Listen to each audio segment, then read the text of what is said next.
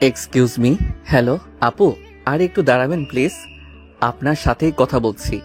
কানে কি এয়ারপডসের লেটেস্ট মডেলটা লাগিয়ে রেখেছেন নাকি, যে বাইরের দুনিয়ার কোনো শব্দই প্রবেশ করছে না?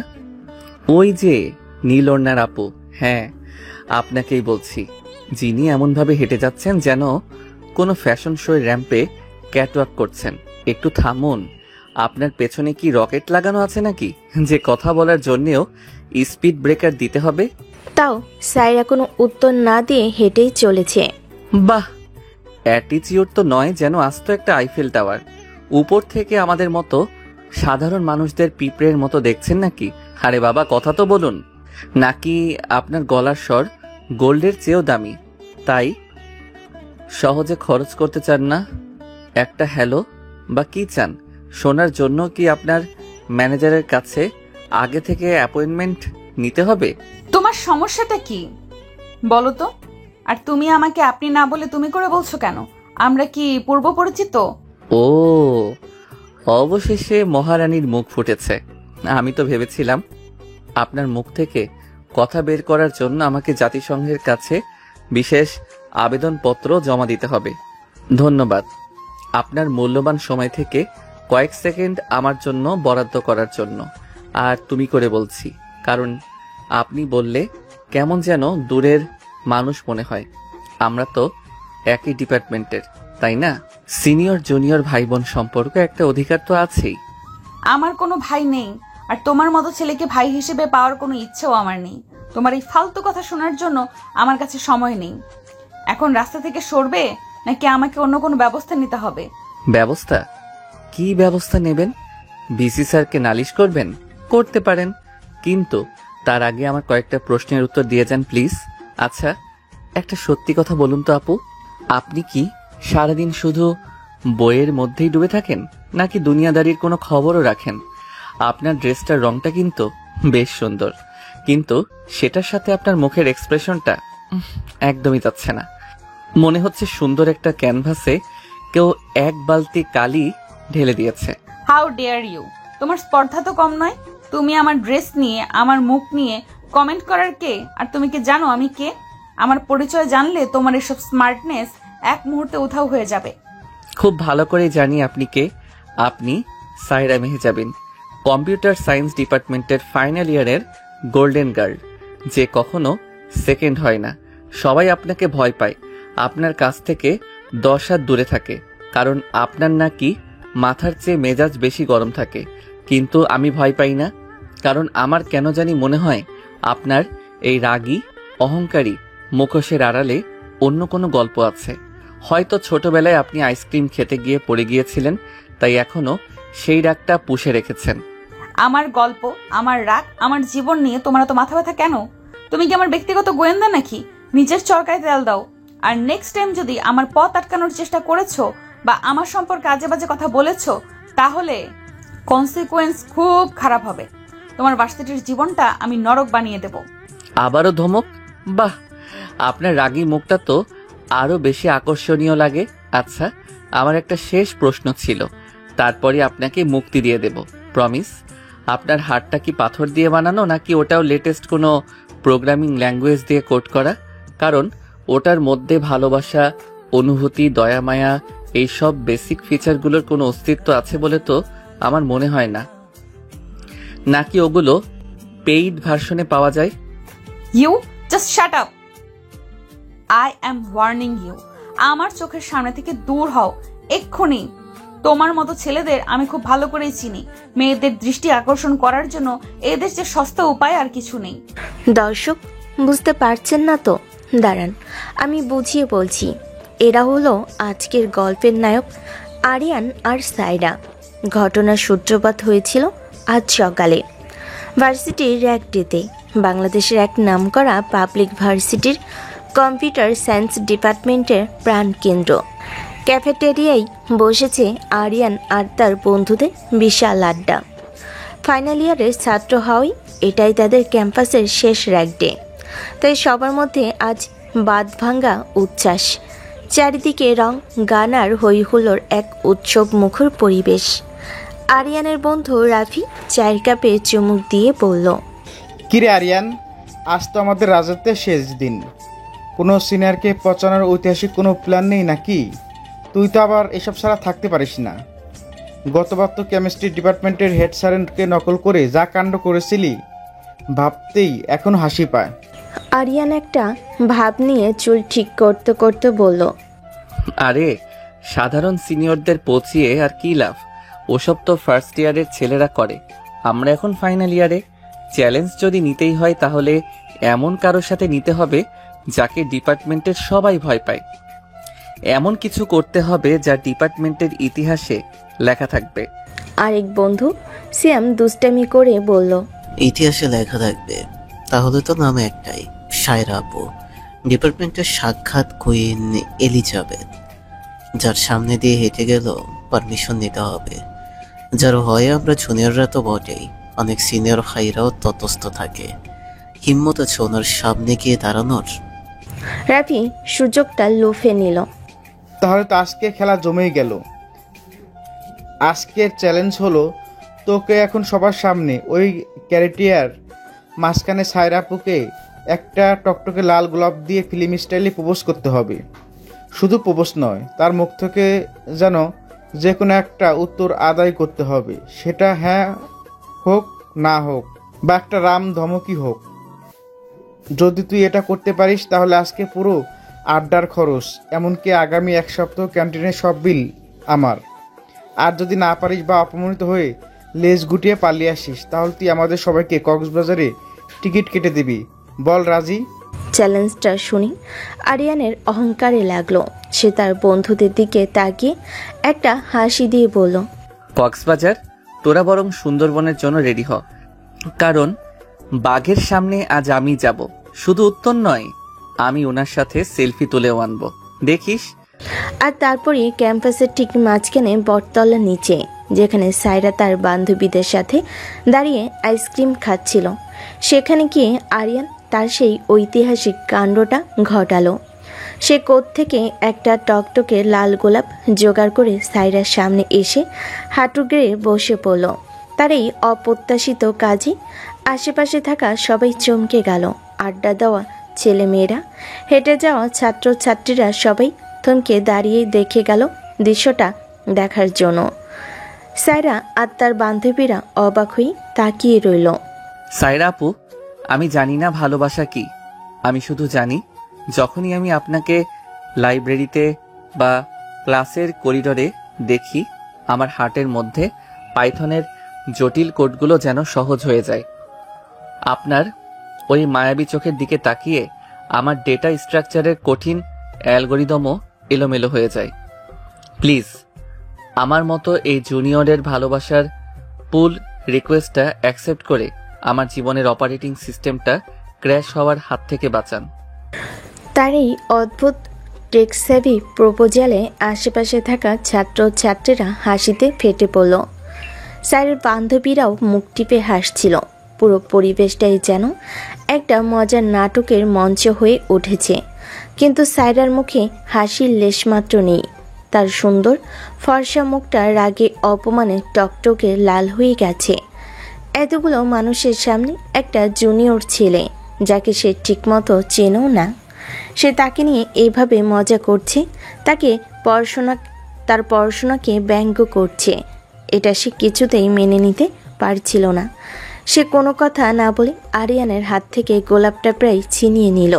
আরিয়ান ভাবল সে হয়তো এবার কিছু একটা বলবে, কিন্তু সায়রা সবাইকে অবাক করে দিয়ে অবলীলায় গোলাপটাকে পায়ের নিচে ফেলে তার হিল জুতো দিয়ে পিষে দিল। তারপরে একটা তীব্র ঘৃণার দৃষ্টিতে আরিয়ানের দিকে তাকিয়ে হনহন করে চলে গেল সেখান থেকে। আরিয়ান হতভম্ব হয়ে হাঁটু গেড়ে বসেই রইল। পায়ের নিচে পিষে যাওয়া লাল গোলাপটার দিকে সে ফ্যালফ্যাল করে তাকিয়ে আছে। তার বন্ধুদের হাসি মুখগুলো মুহূর্তের মধ্যেই চুপসে গেল। পুরো বটতলা জুড়ে নেমে এসেছে এক অস্বস্তিকর নীরবতা। রাফি ছুটে এসে আরিয়ানের কাঁধে হাত রাখল। কিরে, ঠিক আছিস? এমন হবে বুঝতে পারিনি দোস্ত। আপুটা তো দেখছি পুরাই সাইকো।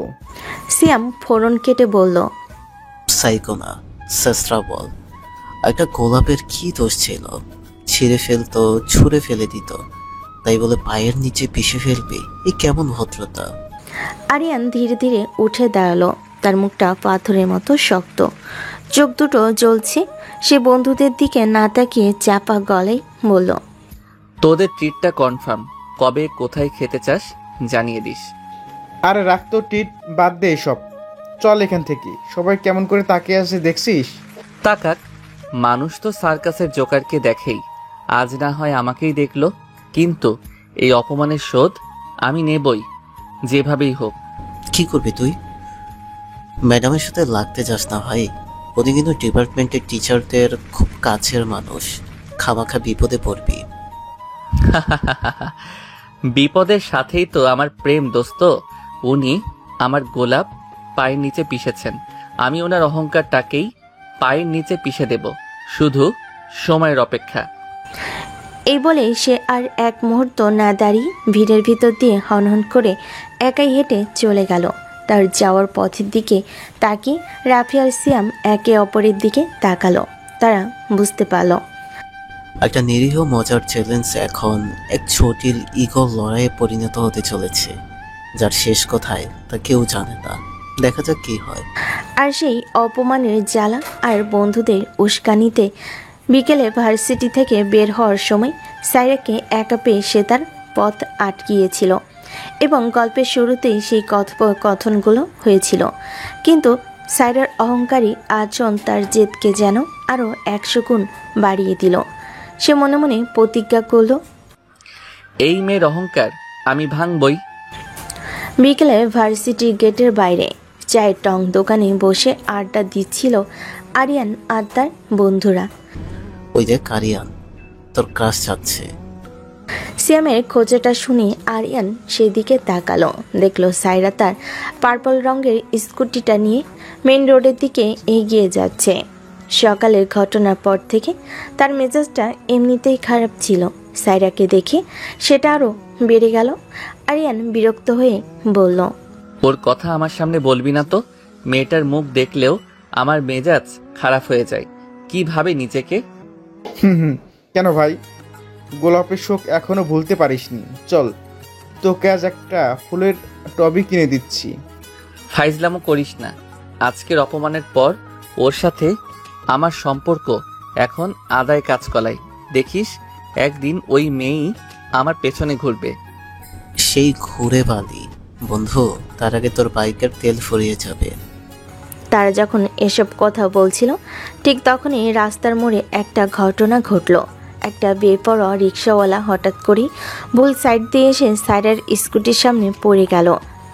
সাইরা শেষ মুহূর্তে ব্রেক কষার চেষ্টা করলেও স্কুটির চাকাটা স্লিপ করে গেল। সে ভারসাম্য না রাখতে পেরে স্কুটি সহ রাস্তার উপর পড়ে গেল। টং দোকানের সবাই চিৎকার করে উঠল। আশেপাশের লোকজন ছুটে গিয়ে জটলা পাকাতে শুরু করলো। কিন্তু আরিয়ানের বন্ধুরা দেখল আরিয়ান তার চেয়ারে নেই। সে চায়ের কাপটা ফেলে ঝড়ের বেগে রাস্তার দিকে ছুটে গেছে। ভিড় টেলে আরিয়ান ভেতরে ঢুকলো। সে দেখল সারাকে কয়েকজন ধরে তোলার চেষ্টা করছে। তার সালোয়ার কামিজের কয়েক জায়গায় ধুলো আর কাদা লেগে ছিঁড়ে গেছে।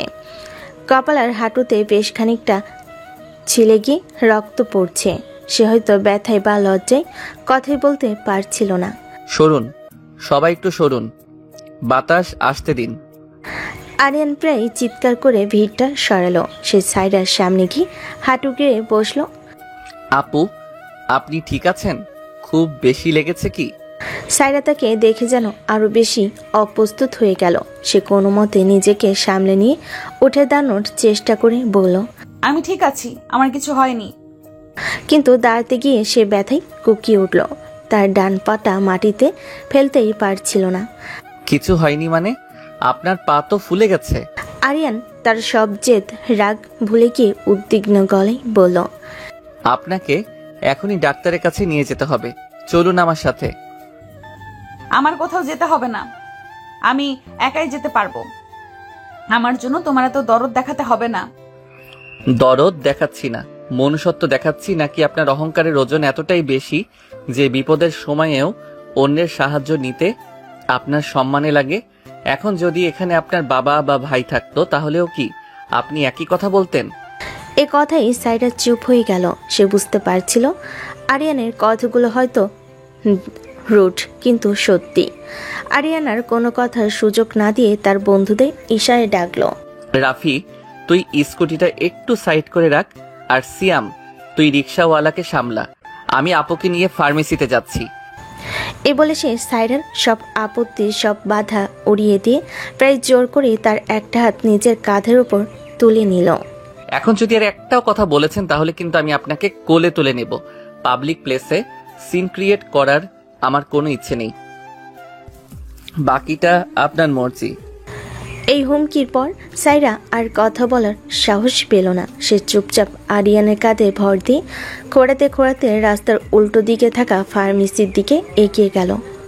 ফার্মেসিতে ঢোকার পর আরিয়ান তাকে একটা টুলে বসালো। আরিয়ান দোকানদারকে উদ্দেশ্য করে বলল, আঙ্কেল, ওনাকে একটু ভালো করে দেখুন তো, যা যা ওষুধ লাগে সব দিন। আর হ্যাঁ, ছড়ে যাওয়াটা বেশ গভীর মনে হচ্ছে। একটা টিটেনাস ইনজেকশন? কথাটা শেষ হওয়ার আগে সাইরার মুখ থেকে প্রায় আর্তনাদের মতো একটা শব্দ বেরিয়ে এলো। তার বড় বড় চোখ দুটো ভয়ে আরও বড় হয়ে গেছে। মুখটা মুহূর্তের মধ্যেই ফ্যাকাশে, একেবারে সাদা। আরিয়ান তার এই অবস্থা দেখে অবাক হয়ে গেল। কি হলো? ইনজেকশনের নাম শুনে আপনার মুখটা এমন হয়ে গেল কেন? যেন আপনাকে ফাঁসির রায় শোনানো হয়েছে। সাইরা ঢোক গিলে প্রায় ফিসফিস করে বলল, কে কে বলেছে ইনজেকশন দিতে হবে? আমার কোনো ইনজেকশন লাগবে না, আমি ঠিক আছি। আমাকে শুধু একটা ব্র্যান্ডেড লাগিয়ে দেন। ভয় পাচ্ছেন ম্যাম? আরে এটা তো সামান্য একটা ইনজেকশন, পিঁপড়ে কামড় দেওয়ার মতো লাগবে। আমার পিঁপড়ের কামড়ও সহ্য হয় না। প্লিজ প্লিজ, ইনজেকশন ছাড়া অন্য কোনো ওষুধ থাকলে দিন। দোকানদার হেসে ফেলেন। আরিয়ান এবার ব্যাপারটা বুঝতে পারল। ডিপার্টমেন্টের যে সিনিয়র আপুকে সবাই বাঘের মতো ভয় পায়, সে কি না একটা ছোট্ট সুইকে ভয় পায়। এই আবিষ্কারটা তার কাছে এতটাই মজার লাগলো যে সে হাসি চেপে রাখতে পারল না। আরিয়ান তার সামনে ঝুঁকে এসে দুষ্টামি করে বলল, সিরিয়াসলি আপু, আপনি ইনজেকশন ভয় পান? আমি তো ভেবেছিলাম আপনি হয়তো ইনজেকশনকেই ভয় দেখান। কি ইমেজ ছিল আপনার আমার চোখে, আর কি হয়ে গেল? চুপ করো তুমি। আমার যেটা ভয় লাগে সেটা নিয়ে তোমার মজা করতে হবে না। আরে মজা কোথায় করলাম? আমি তো শুধু ভাবছি ব্যাপারটা কত রোমান্টিক না। মানে দেখুন, বাইরে থেকে আপনি কতটা কঠিন, কতটা রাশভারী, কিন্তু ভেতরে ভেতরে আপনি একটা ছোট্ট শিশুর মতো, যে কিনা একটা সুই দেখলেই। সে কথা শেষ না করে হাসতে লাগলো। সাইরার রাগী অসহায় মুখটা দেখে তার খুব মায়া হচ্ছিল। সে দোকানদারকে ইশারায় ইনজেকশন রেডি করতে বলল। তারপর সাইরার পাশে বসে তার মনোযোগ ঘোরানোর জন্য বলল, আচ্ছা, চোখ বন্ধ করুন তো। কেন? আরে করুনই না বলছি। সাইরা অনিচ্ছা সত্ত্বেও চোখ বন্ধ করলো। ঠিক সেই মুহূর্তেই আরিয়ান কিছু না বলে আলতো করে তার একটা হাত নিজের হাতের মধ্যে তুলে নিল। তার এই অপ্রত্যাশিত স্পর্শে সাইরার সারা শরীরে যেন একটা বিদ্যুৎ খেলে গেল। সে চমকে চোখ খুলতে চাইলে আরিয়ান নরম গলায় বলল, না, চোখ খুলবেন না, শুধু আমার কথা শুনুন। ভাবুন তো, আমরা এখন ভার্সিটির ক্যাম্পাসে নেই, আছি কক্সবাজারের সমুদ্রের ধারে। খুব সুন্দর বাতাস দিচ্ছে, আর সেই বাতাসে আপনার কিছু চুল পিছনে উঠছে, আর কয়েকটা চুল আপনার মুখে এসে পড়ছে। সমুদ্রের ঢেউয়ের শব্দ শোনা যাচ্ছে, আর আমি আপনার জন্য ঝিনুক কুড়াচ্ছি। আরিয়ান যখন সব আবল তাবল কথা বলে যাচ্ছিল, ঠিক সেই ফাঁকে দোকানে নিঃশব্দে ইনজেকশনটা দিয়ে দিলেন। সাইরা টেরি পেল না। কাজ শেষ ম্যাডাম। দোকানদারের কথায় সাইরার ঘোর কাটল। সে চোখ খুলে দেখল ইনজেকশন দেওয়া হয়ে গেছে। সে অবাক হয়ে একবার তার হাতের দিকে, আরেকবার আরিয়ানের মুখের দিকে তাকাচ্ছিল। কখন দিলেন? আমি তো কিছুই বুঝতে পারলাম না। আরিয়ান তার হাতটা এখনো চায়নি। সে মুচকি হেসে বলল, এটাই তো আমার জাদু। আমি সাথে থাকলে আপনি কোনো কষ্টই টের পাবেন না সিনিয়র আপু, সেটা শুয়ের ব্যথা হোক বা জীবনের। এই কথাটাই আর কোনো দুষ্টামি ছিল না, ছিল একরাশ আন্তরিকতা আর নির্ভরতা। সাইরা কোনো উত্তর দিতে পারল না। সে শুধু আরিয়ানের ধরা হাতটার দিকে আর তার হাসি মুখটার দিকে তাকিয়ে রইল। তার মনে হলো এই ছেলেটার দুষ্টুমির আড়ালে যে একটা যত্নশীল মন লুকিয়ে আছে, সেটা হয়তো পৃথিবীর সবচেয়ে সুন্দর আবিষ্কার। পায়ে ড্রেসিং করার সময় সাইরা ব্যথায় চোখ বন্ধ করে রেখেছিল। আরিয়ান যখন তার পাশে দাঁড়িয়েছিল, ঠিক যেন একজন অভিভাবকের মতো, সে সাইরার সাথে নরম সুরে কথা বলে তার মনোযোগ অন্যদিকে ঘোরানোর চেষ্টা করছিল। আপনি স্কুটি চালানো শিখলেন কবে? লাইসেন্স আছে তো, নাকি আমার মতোই ফ্রড করে বানিয়েছেন? সাইরা চোখ না খুলেই বিরক্ত গলায় বলল, তোমার মতো ফ্রড করার স্বভাব আমার নেই। বাহ, তার মানে ব্যথা পেলেও আপনার মুখের ধার কমে না। আচ্ছা, একটা কথা বলুন তো, আপনি কি ছোটবেলায় কখনো সাইকেল থেকে পড়ে গিয়েছিলেন? আমার তো মনে হচ্ছে এটাই আপনার জীবনের প্রথম অ্যাক্সিডেন্ট। এমনভাবে ভয় পাচ্ছেন যেন এক্ষুনি কেঁদে ফেলবেন। আমার কান্না পাচ্ছে কি হাসি পাচ্ছে সেটা নিয়ে তোমার ভাবতে হবে না। ভাবতে তো হবেই, আপনি তো এখন আমার দায়িত্বে আছেন। আপনার কিছু হলে তো আপনার বাবা আমাকেই ধরবেন, বলবেন আমার জন্যই নাকি আপনার এই অবস্থা। তাদের এই মিষ্টি খুনসুটির মধ্যেই ড্রেসিং করা শেষ হলো। আরিয়ান বিল মিটিয়ে দিয়ে সাইরাকে বলল, চলুন আপনাকে বাসায় নামিয়ে দিয়ে আসি। তার কোনো প্রয়োজন নেই, আমি একাই যেতে পারবো। কিভাবে? এই ভাঙা পা নিয়ে স্কুটি চালিয়ে নাকি রিকশায়? যদি রাস্তায় আবার কিছু হয়, দেখুন সকালের ঘটনার জন্য আমি সত্যি দুঃখিত। ওটা একটা ফাইজলামি ছিল, আমি মানছি, কিন্তু এখন আমি কোনো মজা করছি না। প্লিজ জেদ করবেন না। আরিয়ানের কণ্ঠের আন্তরিকতা সাইরাকে স্পর্শ করলো। এই প্রথমবার সে আরিয়ানের ছেলে মানুষের রূপটার বাইরে তার ভেতরের একজন দায়িত্বশীল যত্নশীল মানুষকে দেখতে পেল। যে ছেলেটা কিছুক্ষণ আগেও তাকে অপমান করছিল, সেই ছেলেই এখন তার জন্য এতটা চিন্তা করছে। সে আর আপত্তি করল না, চুপচাপ মাথা নেড়ে রাজি হয়ে গেল। আরিয়ান একটা সিএনজি ডেকে তাকে সাবধানে ভেতরে বসালো। সে নিজেও তার পাশে বসলো। সিএনজি যখন চলতে শুরু করলো, তখন বাইরে সন্ধ্যা নামছে। সাইরা কাছের বাইরে তাকিয়েছিল, কিন্তু তার সমস্ত মন জুড়ে এখন শুধু একটাই নাম ঘুরপাক খাচ্ছিল। আরিয়ান এক অচেনা, এক অদ্ভুত জুনিয়র, যে মাত্র কয়েক ঘন্টার মধ্যেই আমার ভাবনার পুরো পৃথিবীকেই ওলটপালট করে দিয়েছে। কে এই জুনিয়র ছেলেটা? পরের দিন সকালে ভার্সিটিতে ঢুকেই আরিয়ানের মেজাজটা খারাপ হয়ে গেল। তার বন্ধুরা তাকে দেখে গতকালের অ্যাক্সিডেন্টের ঘটনা নিয়ে মজা করতে শুরু করেছে। রাফি তার কাঁধে চাপড় মেরে বলল, কিরে আরিয়ান হিরো, শুনলাম কালকে তুই নাকি তোর ক্রাশকে বাঁচিয়েছিস। একেবারে হিন্দি সিনেমার এন্ট্রি। মারামারি টারামারি কিছু করিসনি তো রিক্সাওয়ালার সাথে? আরিয়ান তো এখন আর আমাদের সাথে কথাই বলবে না। সায়রা আপুর পার্সোনাল বডিগার্ড হয়ে গেছে।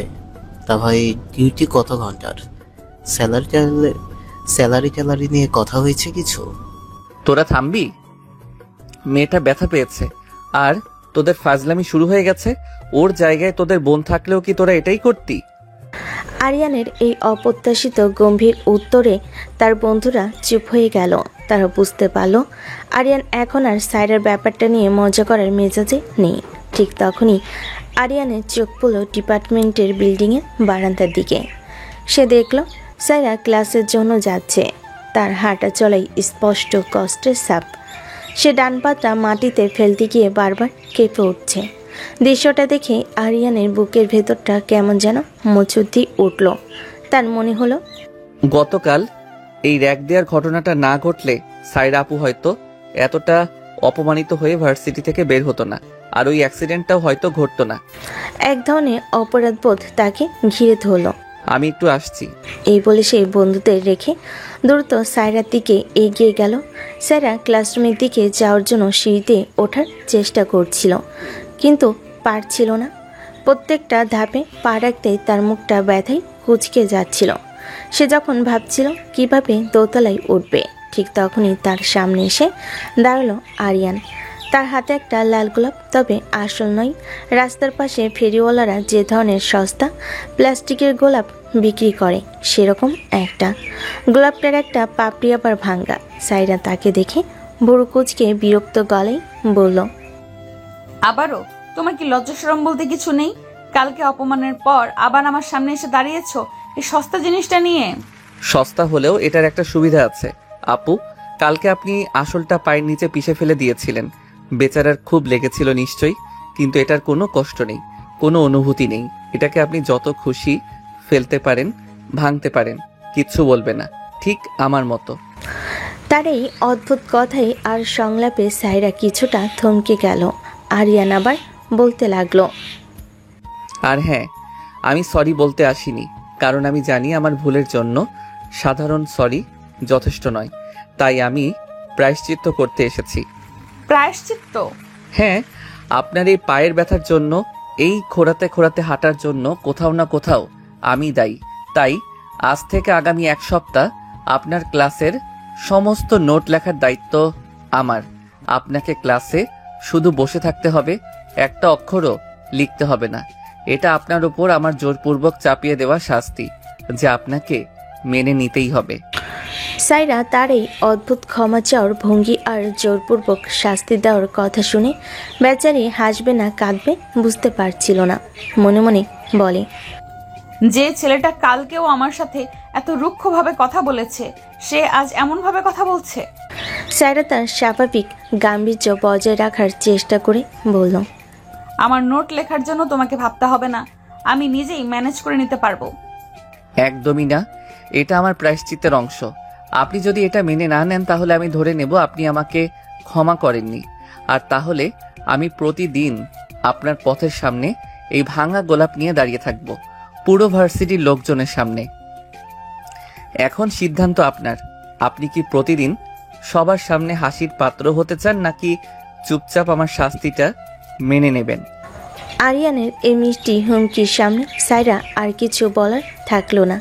সে বুঝতে পারছিল এই ছেলের সাথে জেদ করে যেতে প্রায় অসম্ভব। আর সত্যি বলতে তার এই অভিনব ক্ষমা চাওয়ার ভঙ্গিটা তার ভেতরে বরফশীতল দেওয়ালকে কোথাও যেন একটা উষ্ণতার আঁচড় কেটেছে। সে একটা দীর্ঘশ্বাস ফেলে বলল, ঠিক আছে, কিন্তু একটা শর্ত আছে। জো হুকুম সিনিয়র আপু। আমার নোটবুকে কোনো কাটাকাটি, কোনো আঁকা আঁকি কিচ্ছু চলবে না। হাতের লেখা একদম পরিষ্কার হতে হবে, আর প্রতিদিনের নোট প্রতিদিন আমাকে বুঝিয়ে দিতে হবে। আরিয়ান একটা স্যালুট দিয়ে বলল, ডান।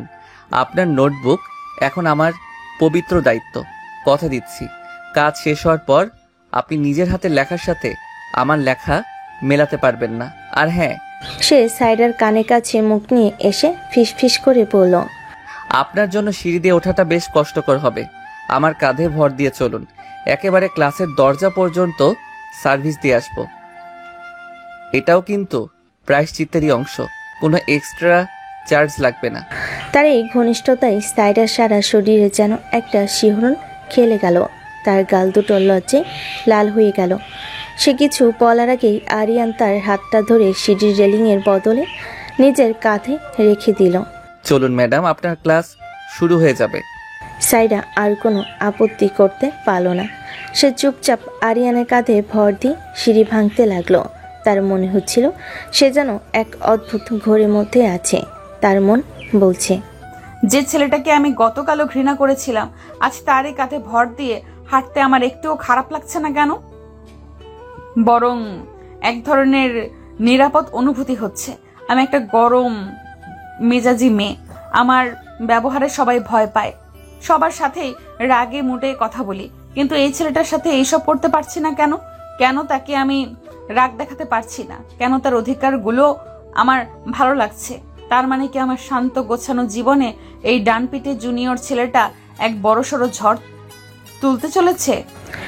1 সপ্তাহ পর লাইব্রেরির এক কোণে বসে আরিয়ান একটা মোটা নোটবুক সাইরার দিকে এগিয়ে দিল। গত 7টা দিন সে সত্যি তার কথা রেখেছে। প্রতিদিন নিয়ম করে সাইরা সব ক্লাসে অংশ নিয়েছে, মনোযোগ দিয়ে লেকচার তুলেছে এবং বিকেলবেলা সাইরাকে সেই নোটগুলো বুঝিয়ে দিয়েছে। এই নিন আপু, আপনার গত 1 সপ্তাহের সমস্ত ক্লাসের নোট, একেবারে A to Z, পাই টু পাই। আশা করি আমার হাতের লেখা আপনার ওই প্রোগ্রামিং কোডের চেয়ে বেশি জটিল মনে হবে না। সাইরা নোটবুকটা হাতে নিল। ধন্যবাদ, তোমার জন্য আমার অনেক সুবিধা হয়েছে, না হলে এই ভাঙা পা নিয়ে ক্লাস করা আর নোট লেখা দুটোই খুব কঠিন হয়ে যেত। আরিয়ান তার চেয়ারটা টেনে সাইরার আরও কাছে এসে বসল। আরে ধন্যবাদ কেন, এটা তো আমার শাস্তি ছিল। আর সত্যি বলতে আপনার মতো একজন টপারের ক্লাসগুলো করে আমারও অনেক লাভ হয়েছে। অনেক কিছু শিখতে পারলাম যা আমি নিজের ক্লাসেও শিখি না। তার মানে তুমি নিজের ক্লাসে মনোযোগ দাও না? মনোযোগ তো দেই, কিন্তু আমাদের টিচাররা তো আপনার মতো এত সুন্দর করে পড়ান না, তাই মনোযোগটা বারবার এদিক ওদিক চলে যায়। আমি আবার কখন পড়ালাম? ওই যে প্রতিদিন বিকেলবেলা যখন আপনি আমার লেখা নোটগুলো চেক করতেন আর আমার ভুলগুলো ধরিয়ে দিতেন, তখন আপনাকে টিচারের চেয়ে কম কিছু মনে হচ্ছিল না। শুধু হাতে একটা বেত ছিল না, এই আর কি। থাকলে হয়তো 2-4 ঘা বসিয়েও দিতেন। তার এই কথাই সাইরা না হেসে পারল না। গত এক সপ্তাহে সে আরিয়ানের সাথে মিশে বুঝতে পেরেছে ছেলেটার মুখে কোনো কিছুই আটকায় না, কিন্তু তার মনটা একদম পরিষ্কার। সাইরা নোটবুকের পাতা উল্টাতে উল্টাতে বলল, তোমার হাতের লেখা কিন্তু সত্যি খুব সুন্দর। এত সুন্দর করে গুছিয়ে লিখেছো, মনেই হচ্ছে না এটা কোনো ছেলের হাতের লেখা। কমপ্লিমেন্ট নাকি ইনসাল্ট ঠিক বুঝলাম না, তবে আপনার মতো একজন পারফেকশনিস্টের কাছ থেকে প্রশংসা পাওয়া মানে আমার জীবনের একটা বড় অ্যাচিভমেন্ট। আজকের দিনটা ক্যালেন্ডারে গোল করে দাগ দিয়ে রাখতে হবে। সাইরা তার কথাই পাত্তা না দেওয়ার ভান করে নোটবুকের পাতা উল্টাচ্ছিল। সে যখন শেষ পাতায় পৌঁছালো তখনই হঠাৎ করেই থেমে গেল। তার চোখ দুটো আটকে গেল পৃষ্ঠার নিচের দিকে কোণায় লেখা ছোট্ট কয়েকটা লাইনের উপর। হাতের লেখাটা আরিয়ানেরই, কিন্তু খুব যত্ন করে লেখা। আপনার রাগী চোখের আড়ালে যে একটা সুন্দর মন আছে, সেটা আবিষ্কার করার সুযোগ দেওয়ার জন্য ধন্যবাদ। আমার প্রায়শ্চিত্ত এর সময়টা হয়তো আজ শেষ, কিন্তু আপনার সাথে কাটানো এই কয়েকটা দিনের স্মৃতি আমার সারা জীবন মনে থাকবে। পায়ের যত্ন নেবেন সিনিয়র আপু। ছোট্ট কয়েকটা লাইন, কিন্তু এর গভীরতা ছিল অনেক। সাইরার বুকের ভেতরটা ধক করে উঠল। সে একবার চিরকুটটার দিকে, আরেকবার আরিয়ানের মুখের দিকে তাকালো। আরিয়ান তখন অন্যদিকে তাকিয়ে বই দেখার ভান করছে, যেন সে কিছুই জানে না। কিন্তু তার কানের পাশটা যে লাল হয়ে আছে সেটা সাইরার চোখ এড়ালো না। এই ছোট্ট চিরকুট, এই সহজ সরল কথাগুলো সাইরার মনে এক অদ্ভুত আলোড়ন সৃষ্টি করলো। তার মনে হলো কেউ যেন তার কঠিন খোলসের ভেতরে নরম অংশটাকে আলতো করে ছুঁয়ে দিয়েছে। যে আরিয়ানকে সে এতদিন শুধু একজন ডানপিটে ফাজিল ছেলে হিসাবেই দেখে এসেছে, আজ প্রথমবার তার ছেলে মানুষের আড়ালে লুকিয়ে থাকা গভীরতাটা, তার আন্তরিকতাটা অনুভব করলো। সাইরা কাঁপা কাঁপা গলায় জিজ্ঞেস করলো, এটা কি? কোনটা? ও ওইটা? আরে ও কিছু না, নোট লিখতে লিখতে হাত চলছিল, তাই এমনি 2 লাইন লিখে ফেলেছি। আপনি চাইলে ছিঁড়ে ফেলে দিতে পারেন। সাইরা আগের চেয়ে নরম গলায় বলল, ফাজলামো করো না, ধন্যবাদ। আবারও ধন্যবাদ। আজকে তো দেখি মনে হচ্ছে ধন্যবাদ দিবস। ব্যাপার কি আপু, আপনার কি শরীর টরীর খারাপ নাকি আমার হাতের লেখা দেখে প্রেমে টেমে পড়ে গেলেন? চুপ করো ফাজিল। সাইরা ধমক দিল। তার গালের কোণে যে লজ্জার আভা ফুটে উঠেছে সেটা আরিয়ানের চোখ এড়ালো না। সে নোটবুকটা বন্ধ করে ব্যাগে ঢোকাতে ঢোকাতে বলল, আরে এখনই উঠবেন? আজকে আমার শাস্তির শেষ দিন, এই উপলক্ষে একটা সেলিব্রেশন তো হতেই পারে, তাই না? চলুন ফুচকা খাই। আমার ফুচকা ভালো লাগে না। তাহলে চটপটি নাকি আইসক্রিম? আরে কিছু তো একটা বলুন, আপনার পছন্দের কিছু তো আছে নাকি আপনি শুধু বই খান? আমার এখন কোথাও যাওয়ার ইচ্ছে নেই। সাইরা তার স্বাভাবিক গাম্ভীর্য ফিরিয়ে আনার চেষ্টা করে বলল, ঠিক আছে, যেতে হবে না, আপনি এখানেই বসুন। আমি 10 মিনিটের মধ্যে আপনার জন্য এমন কিছু নিয়ে আসবো যা আপনি না করতে পারবেন না। এই বলে সে কোনো উত্তরের অপেক্ষা না করে লাইব্রেরি থেকে প্রায় দৌড়ে বেরিয়ে গেল। সাইরা তার যাওয়ার পথের দিকে তাকিয়ে রইল। তার ঠোঁটের কোণে নিজের অজান্তেই এক চিলতে হাসি ফুটে উঠল। সে আবার নোটবুক বের করে শেষ পাতাটা খুলল। সে বিড়বিড় করে বলল, পাগল একটা। আর পরম মমতায় চিরকুটটার ওপর হাত বোলাতে লাগলো। সে বুঝতে পারছিল তার গোছানো শান্ত বরফ শীতল জীবনে এই ডানপিটে জুনিয়র ছেলেটা এক অপ্রত্যাশিত বসন্তের হাওয়া নিয়ে এসেছে, যে হাওয়াই তার এতদিনের সব নিয়ম সব অহংকার খড়কুটোর মতো উড়ে যেতে শুরু করেছে। এখন দেখার বিষয় হলো তাদের এই নীরব ভালোবাসার কোনো কালো মেঘ যেন চলে না আসে। দর্শক, আপনাদের কি মনে হয় কিছু টুইস্ট কি আসতে চলেছে? অবশ্যই আসতে চলেছে। আপনারা এসব চিন্তা না করে ভিডিওটিতে একটি লাইক করে চ্যানেলটি সাবস্ক্রাইব করে দিন। লাইব্রেরিতে সাইরা একা একা বসে আরিয়ানের জন্য অপেক্ষা করছে। সে বারবার ঘড়ির দিকে তাকাচ্ছে আর ভাবছে, ছেলেটা এমন কি আনতে গেল যা আমি না করতে পারবো না? 10 মিনিট পেরিয়ে প্রায় 15 মিনিট হয়ে গেছে। উফ, বিরক্তিকর। সাইরা বিরক্তি বাড়তে শুরু করেছে। সে যখন উঠে চলে যাওয়ার জন্য প্রস্তুতি নিচ্ছে, ঠিক তখনই আরিয়ান হন্তদন্ত হয়ে লাইব্রেরিতে ঢুকলো। সরি, একটু দেরি হয়ে গেল আপু। আরে উঠছেন কেন? বসুন বসুন। আরিয়ান হাতে একটা মাঝারি আকারের শপিং ব্যাগ। সে বেশ হাঁপাচ্ছে, কপালে বিন্দু বিন্দু ঘাম। দেখেই বোঝা যাচ্ছে সে প্রায় দৌড়ে ফিরেছে। সাইরা ভুরু কুচকে বলল, এতক্ষণ লাগে? 10 মিনিটের কথা বলে 15-20 মিনিট লাগিয়েছো। আর এটা কি নিয়ে এসেছো? লাইব্রেরিতে বাইরের খাবার আনা নিষেধ, তুমি কি জানো না?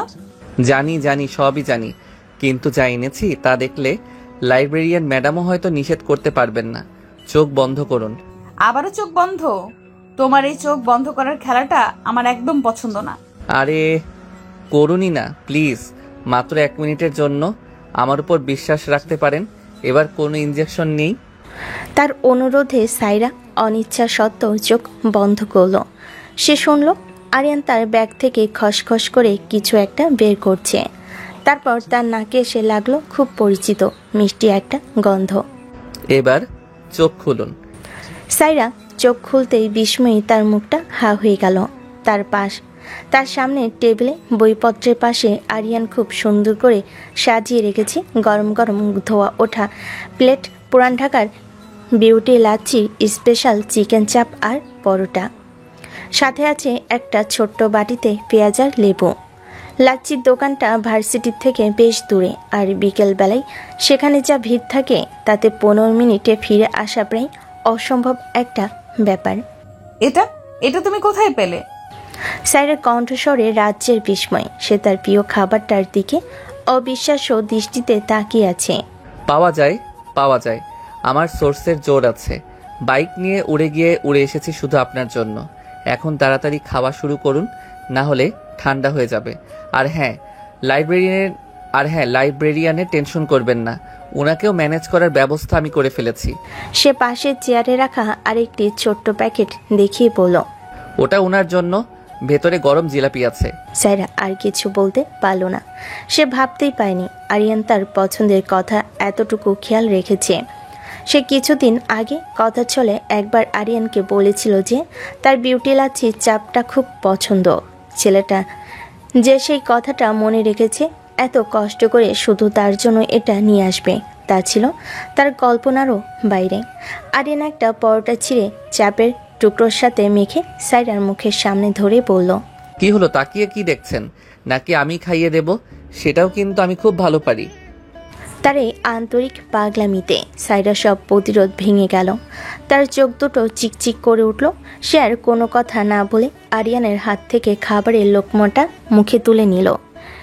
সেই মুহূর্তে লাইব্রেরির সেই নীরব কোণায় বইয়ের স্তূপের পাশে বসে তাদের দুজনের এই চুপচাপ খাবার শেয়ার করার দৃশ্যটা যেন পৃথিবীর সবচেয়ে সুন্দর কবিতায় পরিণত হলো। সাইরা বুঝতে পারল এই ছেলেটার ভালোবাসার প্রকাশ হয়তো আর 10টা মানুষের মতো নয়, কিন্তু তার আন্তরিকতার গভীরতা হয়তো অন্য যে কারো চেয়ে অনেক বেশি। এভাবে চলতে চলতে বেশ কয়েকটি মাস কেটে যায়। এই যে হ্যালো, এক্সকিউজ মি টপার আপু, আপনি কি এই টেবিলটা আপনার নামে রেজিস্ট্রি করে নিয়েছেন নাকি? আমি গত 10 মিনিট ধরে পুরো লাইব্রেরি ঘুরে একটাও খালি জায়গা পেলাম না। আপনার পাশের চেয়ারটা তো খালি পড়ে আছে, একটু বসতে পারি? ফাইনাল পরীক্ষার আগের রাত। সেন্ট্রাল লাইব্রেরির রিডিং রুমটা প্রায় কানায় কানায় পূর্ণ। সবাই শেষ মুহূর্তের প্রস্তুতিতে ব্যস্ত। সাইরা তার বইয়ের স্তূপের মধ্যে প্রায় মুখ ডুবে গিয়েছিল। আরিয়ানের গলার স্বরে সে চমকে মুখ তুলে তাকালো। সাইরা বিরক্তি গলায় জিজ্ঞেস করলো, তুমি এখানে কি করছো? তোমার না বন্ধুদের সাথে গ্রুপ স্টাডি করার কথা ছিল? ওদের গ্রুপ স্টাডি মানে তো গ্রুপে বসে পাবজি খেলা। আরিয়ান চেয়ারটা টেনে বসতে বসতে বলল, তার চেয়ে আপনার মতো একজন জ্ঞানীর পাশে বসে পড়লে যদি আমার মাথাতেও দুটো ভালো বুদ্ধি ঢোকে। অনুমতি দেওয়ার জন্য ধন্যবাদ। সাইরা কিছু বলার আগে সে বসে পড়ে আর আপত্তি করল না। সে আবার নিজের বইয়ে মনোযোগ দিল, কিন্তু আরিয়ানের উপস্থিতি আর মনোযোগে বারবার ব্যাঘাত ঘটছিল। ছেলেটা এক মুহূর্ত স্থির হয়ে বসতে পায় না। কখনো সে কলম দিয়ে টেবিলে ড্রাম বাজাচ্ছে, কখনো শীষ দেওয়ার চেষ্টা করছে, আবার কখনো হাই তুলতে গিয়ে এমন শব্দ করছে যেন কুমির ডাকছে। তুমি কি একটু শান্ত হয়ে বসতে পারো না? এটা লাইব্রেরি, তোমার বেডরুম নয়। তোমার জন্য আমার পড়াশোনায় ডিস্টার্ব হচ্ছে। ডিস্টার্ব তো হবেই। আমার মতো একজন হ্যান্ডসাম ছেলে পাশে বসে থাকলে পড়াশোনায় মনোযোগ রাখা কি এতই সোজা? আমি হলে তো বই ফেলে আমার দিকেই তাকিয়ে থাকতাম। অসহ্য। আচ্ছা আপু, একটা বাজি ধরবেন? তোমার সাথে বাজি ধরার মতো ফালতু সময় আমার নেই। আরে শুনুনি না, এটা পড়াশোনা সম্পর্কিত বাজি। এই যে অপারেটিং সিস্টেমের এই ৫ম চ্যাপ্টারটা, চলুন দেখি কে কার আগে পড়া শেষ করে সামারি লিখতে পারে। যে জিতবে সে হারার পার্টির কাছ থেকে 1 কাপ কফি পাবে। রাজি? এই অদ্ভুত চ্যালেঞ্জটা শুনে সাইরার ভেতরে যে ঘুমন্ত প্রতিযোগিতা ছিল সে যেন জেগে উঠল। সে আরিয়ানের দিকে তাকিয়ে চ্যালেঞ্জের দৃষ্টিতে বলল, ঠিক আছে, কিন্তু কফি নয়। যে হারবে সে বিজয়ীকে 1 সপ্তাহ ধরে স্যার বা ম্যাডাম বলে ডাকবে, আর সবার সামনে। ডান। তাহলে রেডি, স্টেডি, গো। এরপর শুরু হলো তাদের অসম প্রতিযোগিতা। দুজনই যেন পড়া নয়, যুদ্ধে নেমেছে। সময়ে যত গড়াচ্ছে রাত তত বাড়ছে। লাইব্রেরির ভিড়টাও ধীরে ধীরে কমে আসছে। রাত প্রায় 1টা বাজে। লাইব্রেরিয়ান এসে জানিয়ে গেলেন আর মাত্র 1 ঘন্টা খোলা থাকবে। সাইরা সারাদিন ক্লাস আর পড়াশোনার চাপে খুব ক্লান্ত ছিল। তার চোখ দুটো ঘুমে জড়িয়ে আসছিল। সে আরিয়ানের দিকে তাকিয়ে দেখল সে তখনও মনোযোগ দিয়ে পড়ে যাচ্ছে। সাইরা ভাবল আর মাত্র কয়েকটা পৃষ্ঠা বাকি, শেষ করে উঠবে। এই ভাবতে ভাবতে সে কখন যে বইয়ের উপর মাথা রেখে ঘুমিয়ে পড়েছে তা সে নিজেও জানে না। আরিয়ান তার সামারি লেখা শেষ করে ঘড়ির দিকে তাকিয়ে দেখল সে প্রায় 10 মিনিট আগেই জিতেছে। সে বিজয়ের হাসি হেসে সাইরার দিকে তাকাতেই দেখল সে ঘুমিয়ে পড়েছে।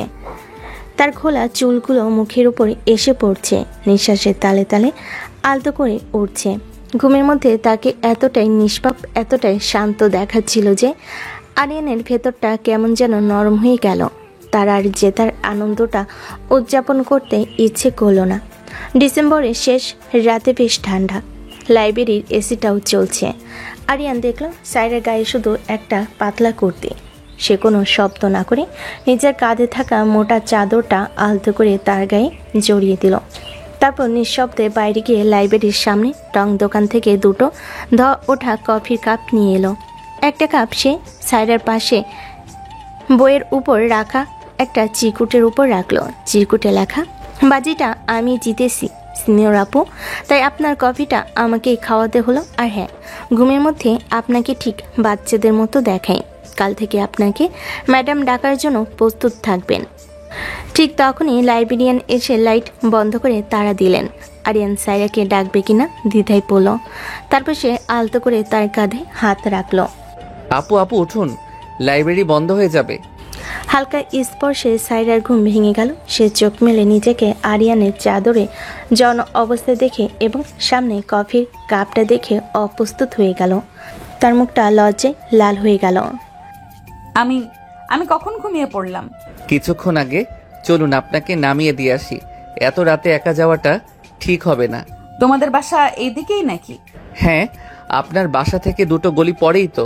আমি তো প্রায়ই দেখি আপনি এই রাস্তা দিয়ে হেঁটে যান। ভাবতাম এত ভাব নিয়ে হাঁটেন কেন। আজ বুঝলাম এটা ভাব নয়, আসলে আপনার পার্সোনালিটিটাই এমন।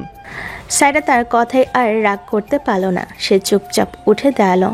লাইব্রেরি থেকে বের হওয়ার পর দেখল বাইরে বেশ ঠান্ডা আর রাস্তাটাও একেবারে ফাঁকা।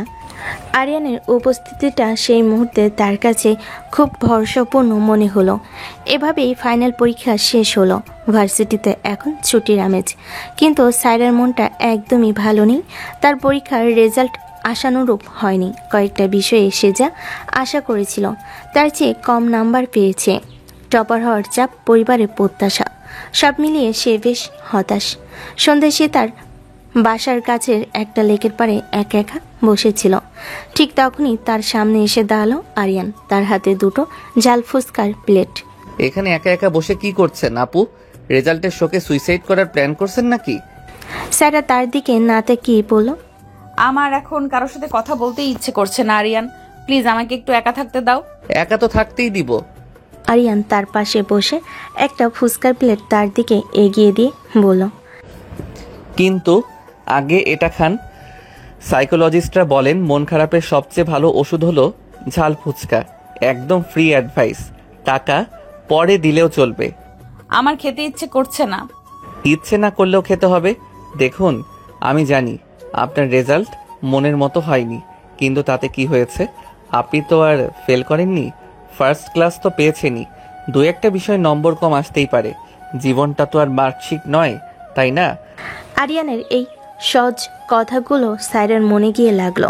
সে আর আপত্তি করলো না, চুপচাপ ফুচকা খেতে শুরু করলো। ঝাল ফুচকার স্বাদ আর আরিয়ানের সঙ্গ দুটোই তার মনকে ধীরে ধীরে হালকা করে দিচ্ছিল। সাইরা অবশেষে নীরবতা ভেঙে জিজ্ঞেস করলো, তোমার রেজাল্ট কেমন হয়েছে? আমার আর রেজাল্ট?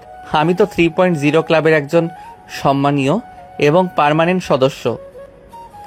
পাশ করেছি, এটাই অনেক। আমার বাবা তো প্রতিজ্ঞা করেছেন যেদিন আমি ফার্স্ট ক্লাস পাবো সেদিন তিনি নাকি পুরো ধানমন্ডি এলাকায় মিষ্টি বিতরণ করবেন। আমার তো মনে হয় ওনার এই স্বপ্ন কোনোদিনই পূরণ হবে না। তার এই সরল স্বীকারোক্তি আর হাসির আলায় থাকা হালকা হতাশার সুরটা শুনে সাইরা না হেসে পারল না। কেন? তুমি তো কম মেধাবী নাও। অপারেটিং সিস্টেমের মতো কঠিন বিষয়গুলো তো তুমি খুব সহজেই বোঝো, তাহলে রেজাল্ট খারাপ হয় কেন? কারণ আমি আপনার মতো বইয়ের পোকা নই সিনিয়র আপু।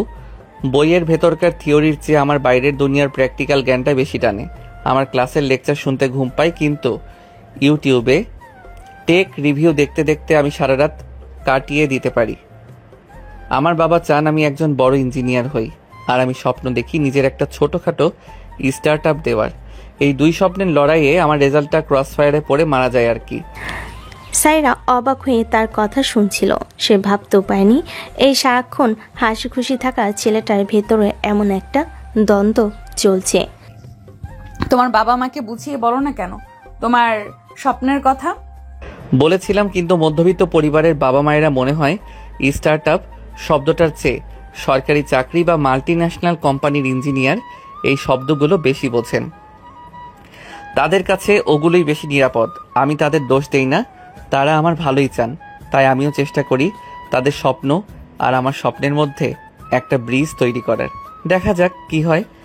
এই প্রথম সাইরা আরিয়ানের ভেতরে একজন পরিণত দায়িত্বশীল মানুষকে দেখতে পেল।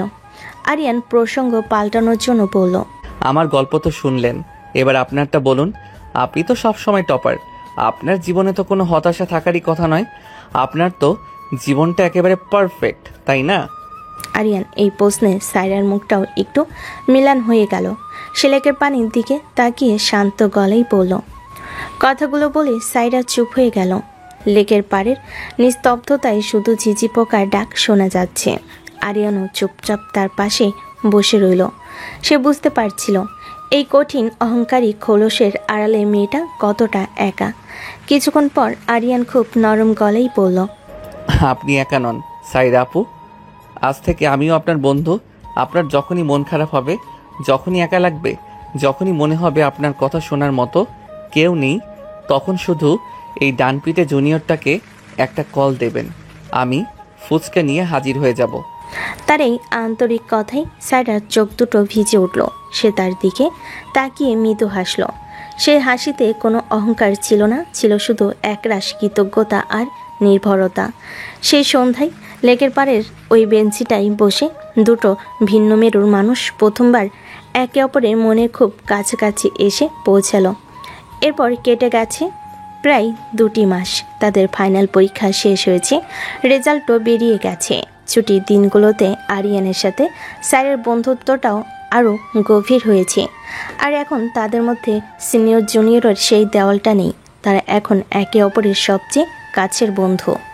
সাইরা তার পরিবারের চাপ এবং নিজের যোগ্যতার প্রমাণ দিতে পুরোদমে চাকরির জন্য চেষ্টা শুরু করে। বেশ কয়েকটা জায়গায় সিভি দেওয়ার পর অবশেষে ধানমন্ডির এক নামকরা মাল্টি ন্যাশনাল সফটওয়্যার কোম্পানি থেকে ইন্টারভিউর জন্য ডাক পায়। এটা তার জীবনের প্রথম চাকরির ইন্টারভিউ, তাই সে খুব নার্ভাস। ইন্টারভিউ আগের রাতে সে কিছুতেই ঘুমাতে পারছিল না। সে দ্বিধাগ্রস্ত মনে শেষ পর্যন্ত আরিয়ানকেই ফোন করলো। হ্যালো আরিয়ান, এত রাতে ফোন করার জন্য সরি। তুমি কি ব্যস্ত? আরিয়ানের ঘুম যাওয়ানো কণ্ঠ ভেসে এলো। আপনার জন্য আমি সারা জীবনই ফ্রি। আপু বলুন কি হয়েছে? আপনার গলা এমন শোনাচ্ছে কেন? সব ঠিক আছে তো? কাল আমার প্রথম চাকরির ইন্টারভিউ, খুব টেনশন হচ্ছে। আরে টেনশনের কি আছে? আপনি তো এমনিতেই জিনিয়াস। আপনাকে আটকায় এমন সাধ্য কার? শুধু নিজের উপর বিশ্বাস রাখবেন। আচ্ছা শুনুন, কাল সকালে আপনি বাসা থেকে বের হওয়ার আগে আমাকে একটা ফোন দেবেন। আপনার জন্য আমার কাছে একটা সারপ্রাইজ আছে। সারপ্রাইজ?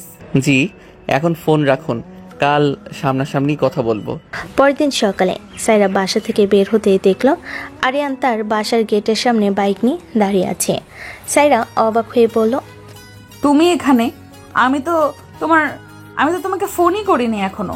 আমি জানি আপনি করবেন না। আপনি তো আর সাধারণ মেয়ে নন, আপনি হলেন আত্মনির্ভরশীল সাইরা মেহজাবিন। তাই আমি চলে এলাম। সারপ্রাইজ তো দিতে হবে, তাই না? আরিয়ান বাইক থেকে নেমে তার সামনে দাঁড়ালো। তার পকেট থেকে একটা সাধারণ দেখতে কিন্তু খুব সুন্দর কলম বের করলো। সে কলমটা সাইরার হাতে দিয়ে বলল, এই নিন, এটা আমার লাকি পেন। এই কলমটা দিয়ে আমি আমার জীবনের সবচেয়ে কঠিন পরীক্ষাগুলো পাশ করেছি। ভার্সিটির অ্যাডমিশন টেস্ট থেকে শুরু করে ফাইনাল ইয়ারের ফাইনাল পরীক্ষা পর্যন্ত। এটা আমার জন্য খুব লাকি। আমার বিশ্বাস এটা আপনার জন্য লাকি হবে। বেস্ট অফ লাক সিনিয়র আপু, আপনি পারবেনই। এই ছোট্ট কিন্তু আন্তরিক উপহারটা সাইরার মন ছুঁয়ে গেল। তার সব নার্ভাসনেস, সব ভয় যেন এক মুহূর্তে উধাও হয়ে গেল। তার মনে হলো তার পাশে এমন একজন মানুষ আছে যে তার উপর নিজের চেয়েও বেশি বিশ্বাস রাখে। ধন্যবাদ আরিয়ান, অনেক অনেক ধন্যবাদ। আরে থ্যাঙ্কস কেন? যান, এবার দেখিয়ে দিন সাইরা মেহজাবিন কি জিনিস। সাইরা আত্মবিশ্বাসের সাথে ইন্টারভিউ বোর্ডের দিকে চলে গেল। তার হাতে তখন ধরা আরিয়ানের সেই লাকি পেন। সাইরার ইন্টারভিউ খুব ভালো হলো। সে যখন খুশি মনে অফিস থেকে বের হলো তখন দেখল আকাশ কালো মেঘে ছেয়ে গেছে। কিছুক্ষণের মধ্যেই শুরু হলো মুষলধারে বৃষ্টি। সাইরা দৌড়ে কাছে একটা যাত্রীর ছাউনিতে আশ্রয় নিল, কিন্তু বৃষ্টির তেজ কমার কোনো লক্ষণই নেই। সে যখন ভাবছে কিভাবে এই বৃষ্টির মধ্যে বাড়ি ফিরবে, তখনই সে দেখল রাস্তার উল্টো দিক থেকে কেউ একজন বড় কালো ছাতার মাথা দিয়ে তার দিকেই এগিয়ে আসছে। লোকটা যখন কাছে এলো তখন সাইরার বুকের ভেতরটা ধক করে উঠল। আরিয়ান, তার মুখে সেই চিরচেনা দুষ্টু হাসি। আমি জানতাম আপনার ছাতা আনার কথা মনে থাকবে না। আপনার মতো টপাররা তো শুধু বইয়ের আবহাওয়া নিয়েই চিন্তা করেন, বাইরের দুনিয়ার আবহাওয়া নিয়ে ভাবার সময় কোথায়। তুমি এখানে কি করছো? আর তুমি কিভাবে জানলে যে আমি এখানে আটকে আছি? আরিয়ান তার ফোনটা দেখিয়ে বলল, এই যে আপনার ফোনে আমি চুপি চুপি ফাইন্ড মাই ফ্রেন্ড অ্যাপটা ইনস্টল করে দিয়েছিলাম আপনার সেফটির জন্য, বুঝলেন? এখন বলুন, আমার এই গোয়েন্দাগিরির জন্য পুরস্কার কি পাবো? সাইরা তার এই ছেলে মানুষই কাণ্ডে রাগ করবে না হাসবে বুঝতে পারছিল না। আরিয়ান ছাতাটা তার মাথার উপর ধরে বলল, চলুন, আর ভিজে কাজ নেই, আপনাকে বাসায় পৌঁছে দেই। তারা দুজনেই সেই ছোট্ট ছাতার নিচে খুব কাছাকাছি হয়ে হাঁটতে শুরু করলো। বৃষ্টির ছাট থেকে সাইরাকে বাঁচানোর জন্য আরিয়ান ছাতাটা তার দিকে বেশি করে ধরে রেখেছিল, যার ফলে তার নিজেরই এক পাশ প্রায় পুরোটাই ভিজে যাচ্ছিল। রাস্তায় সোডিয়াম লাইটের আলো বৃষ্টির ফোঁটার উপর পড়ে এক মায়াবী পরিবেশ তৈরি করেছে। চারিদিকে শুধু ঝুমঝুম বৃষ্টির শব্দ আর তাদের দুজনের পায়ের ছপ ছপ আওয়াজ। আরিয়ানের শরীরের উষ্ণতা আর পারফিউমের হালকা গন্ধ, তার উপস্থিতি সব কিছু মিলে সাইরার ভেতরটাকে কেমন যেন উলটপালট করে দিচ্ছিল। এই প্রথমবার তার মনে হলো এই বৃষ্টিটা যেন কখনোই না থামে, এই পথটা যেন কখনোই শেষ না হয়। আরিয়ানের কাঁধে বৃষ্টির জল পড়তে দেখে সাইরা নিজের অজান্তেই ছাতাটা টেনে তাদের দুজনের মাঝখানে নিয়ে এলো, যার ফলে তাদের দুজনের মধ্যকার দূরত্বটা আরও কমে গেল। তাদের কাঁধে কাঁধ লেগে গেল। সেই মুহূর্তে সেই বৃষ্টি ভেজা সন্ধ্যায় একটা ছোট্ট ছাতা নিচে সাইরা মেহজাবিন প্রথমবার অনুভব করলো সে তার ডান পিঠে ফাজিল জুনিয়র ছেলেটার প্রেমে পড়ে গেছে, গভীরভাবে, সত্যি সত্যি প্রেমে পড়ে গেছে। এক সপ্তাহ পর, Saira, congratulation. Welcome to Tex Next. আমি ফারহান, সফটওয়্যার ডেভেলপ টিমের লিডার। আশা করি আমাদের সাথে কাজের অভিজ্ঞতা খুব ভালো হবে। সাইরা তার জীবনে প্রথম কর্মক্ষেত্রে পা দিয়েছে ঢাকার অন্যতম সেরা সফটওয়্যার ফার্ম টেক নেক্সাস এর ঝকঝকে অফিসে। কাছের দেওয়াল, আধুনিক ইন্টেরিয়র আর স্মার্ট সহকর্মীদের দেখে সে বেশ মুগ্ধ এবং কিছুটা নার্ভাস। ফারহান যে তাকে টিমের সাথে পরিচয় করিয়ে দিচ্ছিল, সে দেখতে যেমন সুদর্শন, তার ব্যবহারও ততটাই অমায়িক আর পেশাদার। সাইরা বিনীতভাবে বলল, ধন্যবাদ ফারহান সাহেব, আশা করি আমি আপনাদের সবার প্রত্যাশা পূরণ করতে পারবো। ফারহান একটা মিষ্টি হাসি দিয়ে বলল, আরে সাহেব কেন বলছেন? আমরা তো এখন কলিগ, শুধু ফারহান বললেই চলবে। চলুন আপনাকে ডেস্কটা দেখিয়ে দেই, আর আজ দুপুরে একসাথে লাঞ্চ করা যাবে। নতুন জায়গায় প্রথম দিন একা একা খেতে নিশ্চয়ই ভালো লাগবে না? সাইরা তার এই বন্ধুত্বপূর্ণ আচরণে বেশ স্বস্তি পেল। নতুন পরিবেশে মানিয়ে নেওয়ার জন্য এমন একজন হেল্পফুল কলিগ পাওয়াটা ভাগ্যের ব্যাপার। লাঞ্চের সময় ক্যাফেটেরিয়ায় বসে ফারহান বলল, তো মিস সাইরা, আপনার ভার্সিটি লাইফ কেমন ছিল? শুনেছি আপনি নাকি আপনার ডিপার্টমেন্টের টপার ছিলেন। হ্যাঁ, মানে পড়াশোনা নিয়েই বেশি ব্যস্ত থাকতাম। বুঝতে পারছি, আমারও একই অবস্থা ছিল। ভালো রেজাল্ট করার চাপটা কি জিনিস তা আমি জানি। যাকগে, এখন তো সেই চাপের জীবন শেষ। এখন হলো প্রফেশনাল লাইফ। এখানে টিম ওয়ার্কিং আসল। আপনার যে কোনো প্রয়োজন, যে কোনো সমস্যা, কোনো দ্বিধা না করে আমাকে জানাবেন। ফারহানের এই আন্তরিক কথাই সাইরা খুব ভালো লাগলো।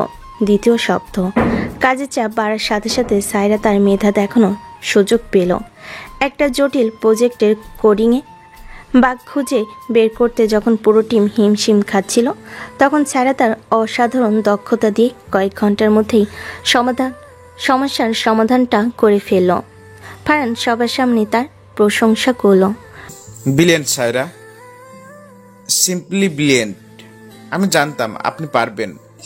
আপনার মতো একজন ট্যালেন্ট ইঞ্জিনিয়ার আমাদের টিমের দরকার ছিল। সবার সামনে পাওয়া এই প্রশংসা সাইরার আত্মবিশ্বাস বহুগুণ বাড়িয়ে দিল। সে কাজের মধ্যে ডুবে যেতে শুরু করলো।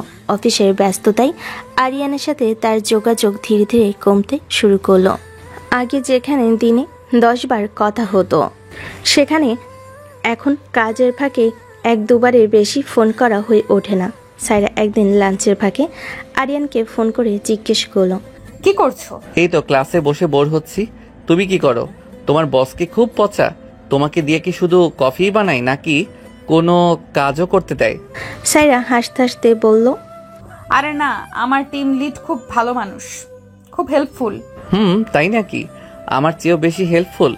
তোমার সাথে কি কারো তুলনা হয় পাগল? আচ্ছা এখন রাখছি, ম্যানেজার আসছে, পরে কথা হবে, বাই।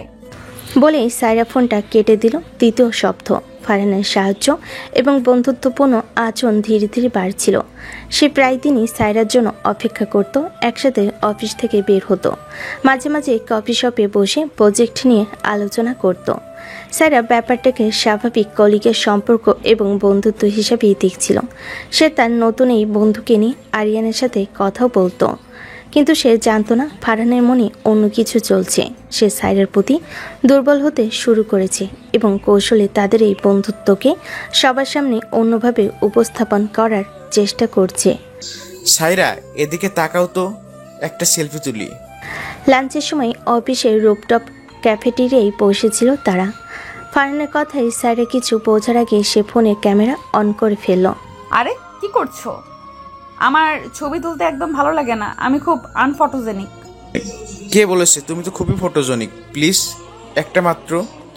আজকের কপিটা আমি স্পর্শ করেছি, এটা প্রমাণ তো রাখতে হবে নাকি? না হলে বন্ধুরা বিশ্বাস করবে না যে আমি কোম্পানির সুন্দরী সুন্দরী ইঞ্জিনিয়ার মেয়েদেরকে কফি খাওয়ানোর সুযোগ পেয়েছি। ফারহানের এই মিষ্টি প্রশংসায় সাইরা কিছুটা লজ্জা পেয়ে গেল।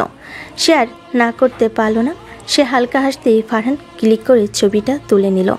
আর তারপরই সেই ছবিটা সে তার ফেসবুক এবং ইনস্টাগ্রাম প্রোফাইলে পোস্ট করলো একটা আকর্ষণীয় ক্যাপশন দিয়ে, কাজের ফাঁকে 1 কাপ কফি আর অনেকখানি আড্ডা, সাথে আমার নতুন এবং সবচেয়ে প্রিয় কলিং। ছবিটা পোস্ট করার সাথে সাথে লাইক আর কমেন্টের বন্যা বয়ে গেল। ফারহানের বন্ধুরা নানান রকম দুষ্টু মিষ্টি ভরা কমেন্ট করতে লাগলো। চতুর্থ সপ্তাহ। সাইরা এই পোস্টের কিছুই জানতো না। সে তার নতুন জীবন, নতুন ব্যস্ততা, প্রজেক্টর, ডেডলাইন এই সব কিছু নিয়ে এতটাই মগ্ন ছিল যে সে খেয়ালই করতে পারেনি তার এই নতুন ব্যস্ততা ধীরে ধীরে তার পুরনো প্রিয় একটা সম্পর্কের সাথে দূরত্ব তৈরি করে দিচ্ছে। সে একদিন রাত 10টায় অফিস থেকে ফিরে ক্লান্ত শরীরে আরিয়ানকে ফোন করলো। হ্যালো আরিয়ান। ও, অবশেষে আমার কথা মনে পড়লো আপনার। আমি তো ভেবেছিলাম নতুন অফিস, নতুন বন্ধু পেয়ে আমাকে পুরোপুরি ভুলেই গেছেন। প্লিজ আরিয়ান, এইভাবে বলো না। তুমি তো জানো কাজের কি প্রচন্ড চাপ যাচ্ছে। আমি সারাদিন কম্পিউটার থেকে ওঠারই সুযোগ পাই না। থাক, আমাকে আর কৈফিয়ত দিতে হবে না। আমি বুঝতে পারছি তুমি তোমার কাজ নিয়ে ব্যস্ত থাকো। আমি আর তোমাকে ডিস্টার্ব করব না। এই বলে সে ফোন রেখে দিল। সাইরা খুব কষ্ট পেল।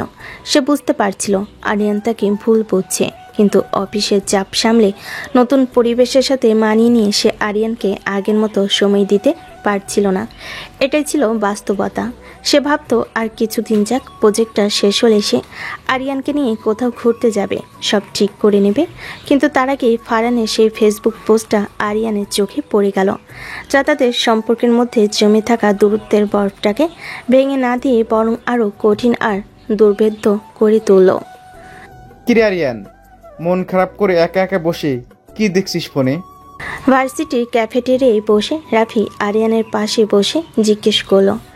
আরিয়ান কোনো কথা না বলে তার ফোনের স্ক্রিনটা রাফির দিকে ঘুরিয়ে দিল। স্ক্রিনে ফারহানের ফেসবুক প্রোফাইল খোলা, যেখানে সাইরার সাথে তার হাসি মুখে সেলফিটা জলজল করছে। ছবি নিচে লাইক আর কমেন্টসের বন্যা। কেউ লিখেছে নাইস কাপল, কেউ লিখেছে ব্যাপার কি ফারহান ভাই, আবার কেউ সরাসরি প্রশ্ন করছে ভাবি নাকি। রাফি ছবিটা দেখে শীষ দিয়ে উঠল। ও, তাহলে এই ব্যাপার। সায়রাপু তো দেখি চাকরি পাওয়ার পরেই ডানা গজিয়েছে। ছেলেটা তো দেখতে একেবারে হিরো। তোর কপালে তো দুঃখ আছে দোস্ত। চুপ করবি তুই? সাইরা এমন মেয়েই না। ও হয়তো জানেও না এই ছবিটা ফেসবুকে পোস্ট করা হয়েছে। আর ধুর, আজকালকার মেয়েরা এতটাও বোকা নয়। দেখছিস না ছবিতে কেমন হাসি মুখে পোস্ট দিয়েছে। আমার তো মনে হচ্ছে উনি এখন নিজের স্ট্যাটাসের কাউকে খুঁজে পেয়েছেন। তুই তো এখনো স্টুডেন্ট, বেকার। তোর সাথে এখন আর ওনার লেভেল মেলে না বন্ধু। বন্ধুর মুখের কথাগুলো হয়তো ছিল নিছকই মজা, কিন্তু সেগুলো আরিয়ানের বুকের ভেতর তীরের মতো গিয়ে বিঁধল। তার মনে এক ধরনের নিরাপত্তাহীনতা আর এক ধরনের ঈর্ষা জন্ম নিল। সে নিজেও তো এটাই ভাবছিল। সাইরা এখন এক বড় কোম্পানিতে চাকরি করে।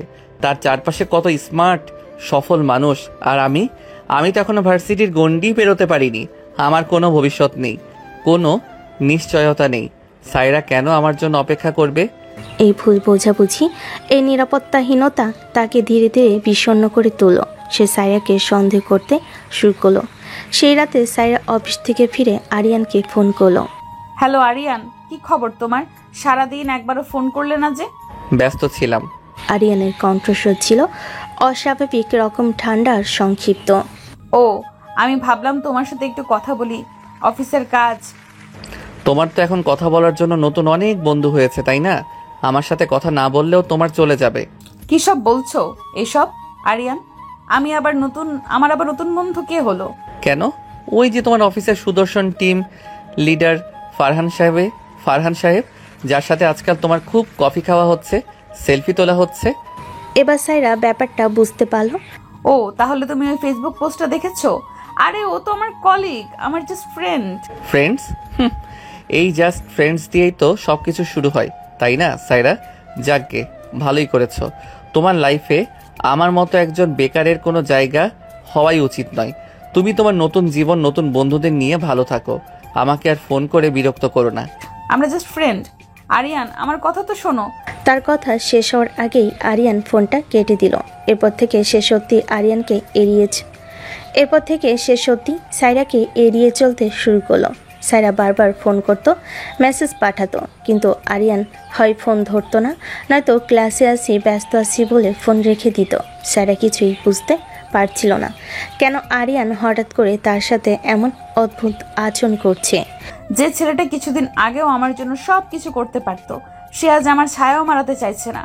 এই দূরত্ব, এই অবহেলা সাইরাকে ভেতর থেকে ভেঙে দিচ্ছিল। আরও এক সপ্তাহ কেটে গেছে, আরিয়ানের সাথে সাইরার কোনো কথা হয়নি। এই এক সপ্তাহে সাইরা যেন একটা জীবন্ত লাশ হয়ে গিয়েছিল।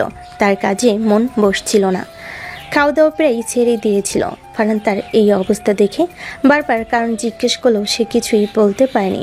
সেদিন ছিল বৃহস্পতিবার। অফিস থেকে একটু তাড়াতাড়ি বের হয়েছিল সাইরা। তার মনে হচ্ছিল আজ যেভাবেই হোক আরিয়ানের সাথে দেখা করে সব ভুল বোঝাবুঝি মিটিয়ে নিতেই হবে। সে আরিয়ানের বাসার দিকেই যাচ্ছিল। হঠাৎ করে তার ফোনটা বেজে উঠল। স্ক্রিনে রাফির নামটা ভাসছে। হ্যালো আরিয়ান। আরিয়ান কোথায়? ও আমার ফোন ধরছে না কেন? ওপাশ থেকে রাফির আতঙ্কিত কাঁপা কাঁপা গলা ভেসে এলো। আপু, আপনি প্লিজ তাড়াতাড়ি ঢাকা মেডিকেলে চলে আসুন, আরিয়ানের অ্যাক্সিডেন্ট হয়েছে। এই কথাটা শোনার সাথে সাথে সাইরার পায়ের নিচ থেকে যেন মাটি সরে গেল। তার হাত থেকে ফোনটা পড়ে গেল। কয়েক মুহূর্তের জন্য তার পৃথিবীটা যেন থমকে গিয়েছিল। সে কি করবে, কি বলবে কিছুই বুঝতে পারছিল না। সে প্রায় চিৎকার করে জিজ্ঞেস করলো, কি হয়েছে ওর রাফি? ও ঠিক আছে তো? খুব বাজেভাবে পড়েছে আপু, একটা ট্রাকের সাথে ধাক্কা লেগেছে, মাথায় খুব চোট পেয়েছে। আপু প্লিজ তাড়াতাড়ি আসুন। সাইরা আর এক মুহূর্ত দেরি করলো না। সে রাস্তার মাঝখানে দাঁড়িয়ে একটা সিএনজি থামিয়ে প্রায় পাগলের মতো করে ঢাকা মেডিকেলের দিকে ছুটল। পুরো রাস্তাটা তার কিভাবে কেটেছে তার কোনো হুঁশ ছিল না। তার চোখের সামনে শুধু আরিয়ানের হাসি মুখটা ভাসছিল আর কানে বাজছিল রাফির আতঙ্কিত কণ্ঠস্বর। তার শুধু মনে হচ্ছিল তার ভুলের জন্যই, তার অবহেলার জন্যই হয়তো আজ আরিয়ানের এই অবস্থা। হাসপাতালে পৌঁছে দেখল ইমার্জেন্সির বাইরে রাফি আর সিয়াম দাঁড়িয়ে, তাদের মুখ দুটো থমথমে। সাইরা হাঁপাতে হাঁপাতে জিজ্ঞেস করলো, আরিয়ান কোথায়? রাফি কোনো মতে বলল, ভেতরে ডাক্তার অপারেশন থিয়েটারে, ডাক্তার এখনো কিছু বলছে না। সাইরা আর দাঁড়াতে পারল না। সে ধপ করে করিডোরের একটা বেঞ্চে বসে পড়ল এবং দুই হাতে মুখ ঢেকে কান্নায় ভেঙে পড়ল। সে কাঁদতে কাঁদতে বলতে লাগলো, সব আমার দোষ। আমি ওকে বুঝতে পারিনি। আমি কেন ওকে সময় দিইনি? আমি যদি ওর সাথে থাকতাম, ওকে সময় দিতাম, তাহলে হয়তো আজ এমনটা হতো না। ও যদি আমাকে ছেড়ে চলে যায়, আমি বাঁচবো না রাফি। রাফি আর সিয়াম তাকে কি বলে সান্ত্বনা দেবে খুঁজে পাচ্ছিল না। প্রায় 2 ঘন্টা পর অপারেশন থিয়েটারের দরজা খুলল। ডাক্তার বেরিয়ে এসে জানালেন।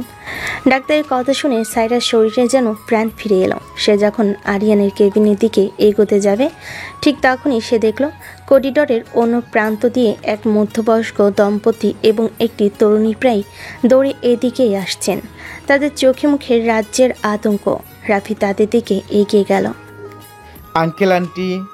সাইরার সাথে সাথে বুঝে গেল ওনারাই আরিয়ানের বাবা মা এবং বোন।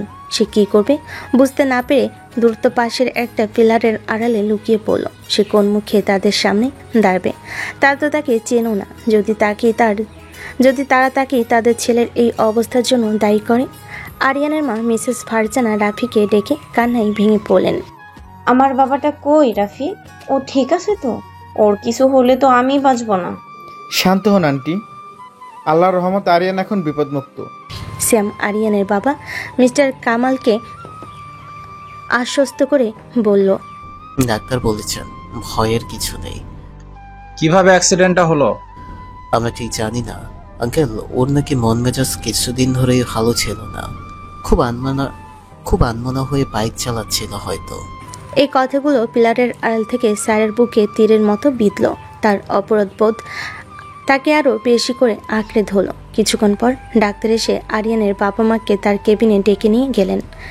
রাফি আর সিয়াম বাইরে দাঁড়িয়ে রইল। আরিয়ানের ছোট বোন রিয়া যে এতক্ষণ চুপচাপ কাঁদছিল, সে এবার রাফির কাছে এগিয়ে এলো। একদম ঠিক হয়েছে রিয়া, তুই একদম চিন্তা করিস না। রিয়ার মাসুম প্রশ্নে রাফি উত্তর খুঁজে পেল না। ঠিক তখনই মিস্টার কামাল কেবিন থেকে বেরিয়ে এসে রাফিকে বলল, বাবা তোমরা অনেক করেছো, এখন তোমরা বাড়ি যাও, আমরা তো আছি। মিসেস ফারজানা রিয়ার কাঁধে হাত রেখে বলেন, মা তুই এখানে দাঁড়িয়ে না থেকে বরং নিচে গিয়ে ফার্মেসি থেকে ওষুধগুলো নিয়ে আয়, আমি তো ওর বাবার সাথে আছি।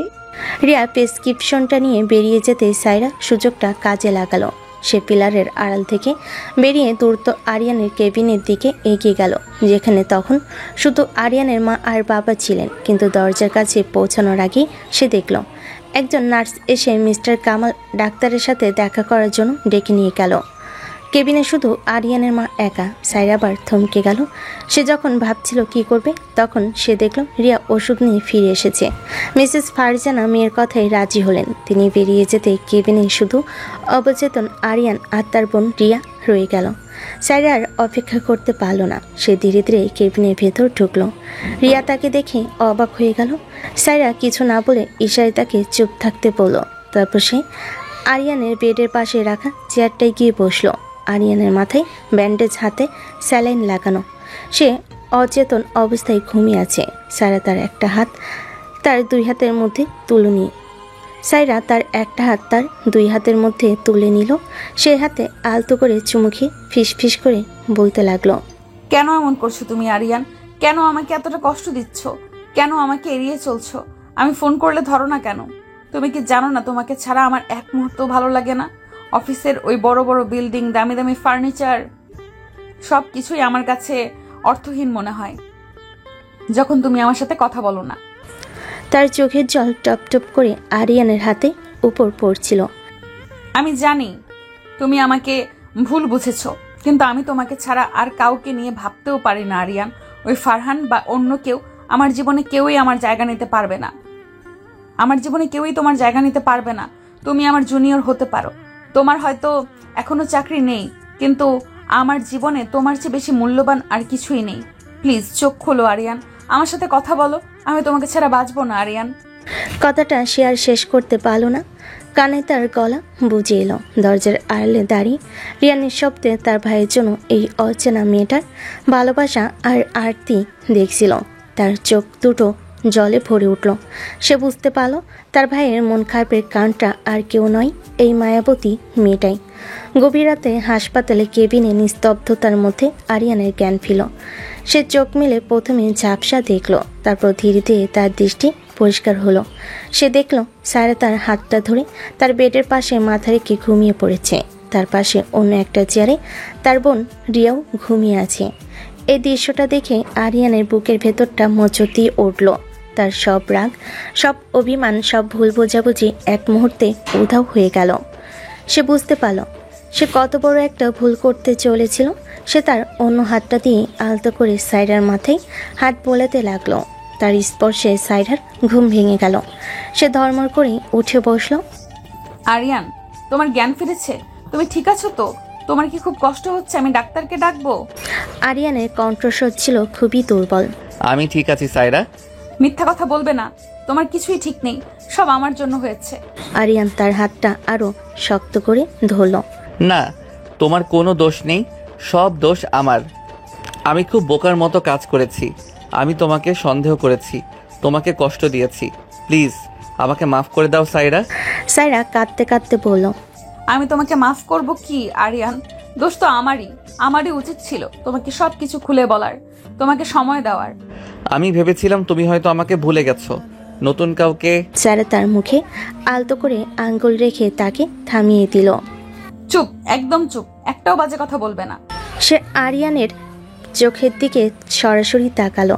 তার চোখে ছিল অগাধ ভালোবাসা আর বিশ্বাস। আমার জীবনে তুমি ছাড়া আর কেউ ছিল না, নেই, আর কোনোদিন থাকবেও না আরিয়ান।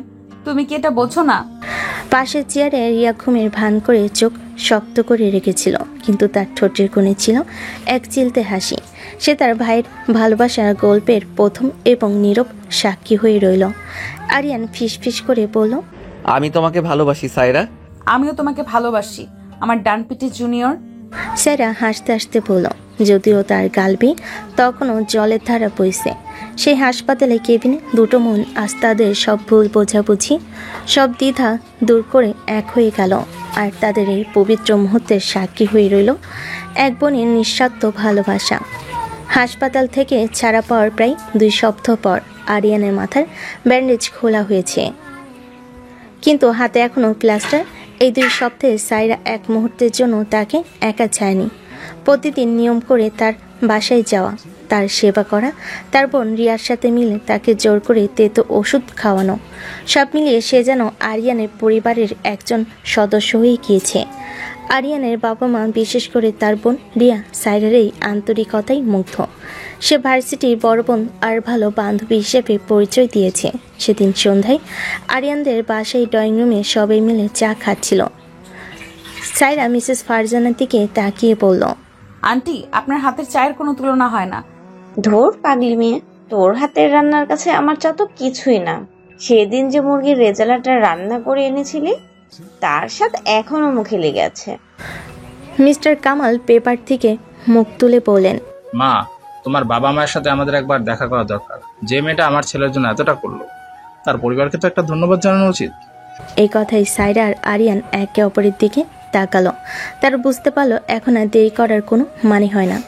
আরিয়ান তার বাবা মায়ের দিকে তাকিয়ে একটু ইতস্তত করে বলল, বাবা মা, তোমাদের সাথে আমাদের কিছু কথা ছিল। আসলে আমি আর সাইরা আমরা একে অপরকে ভালোবাসি এবং বিয়ে করতে চাই। সাইরা আরিয়ানের অসমাপ্ত কথাটা শেষ করে দিল। তার কণ্ঠস্বরে কোনো জড়তা নেই, আছে শুধু আত্মবিশ্বাস। মিসেস ফারজানা এবং রিয়ার মুখে কোনো বিস্ময় নেই, বরং একরাশ আনন্দের ছাপ।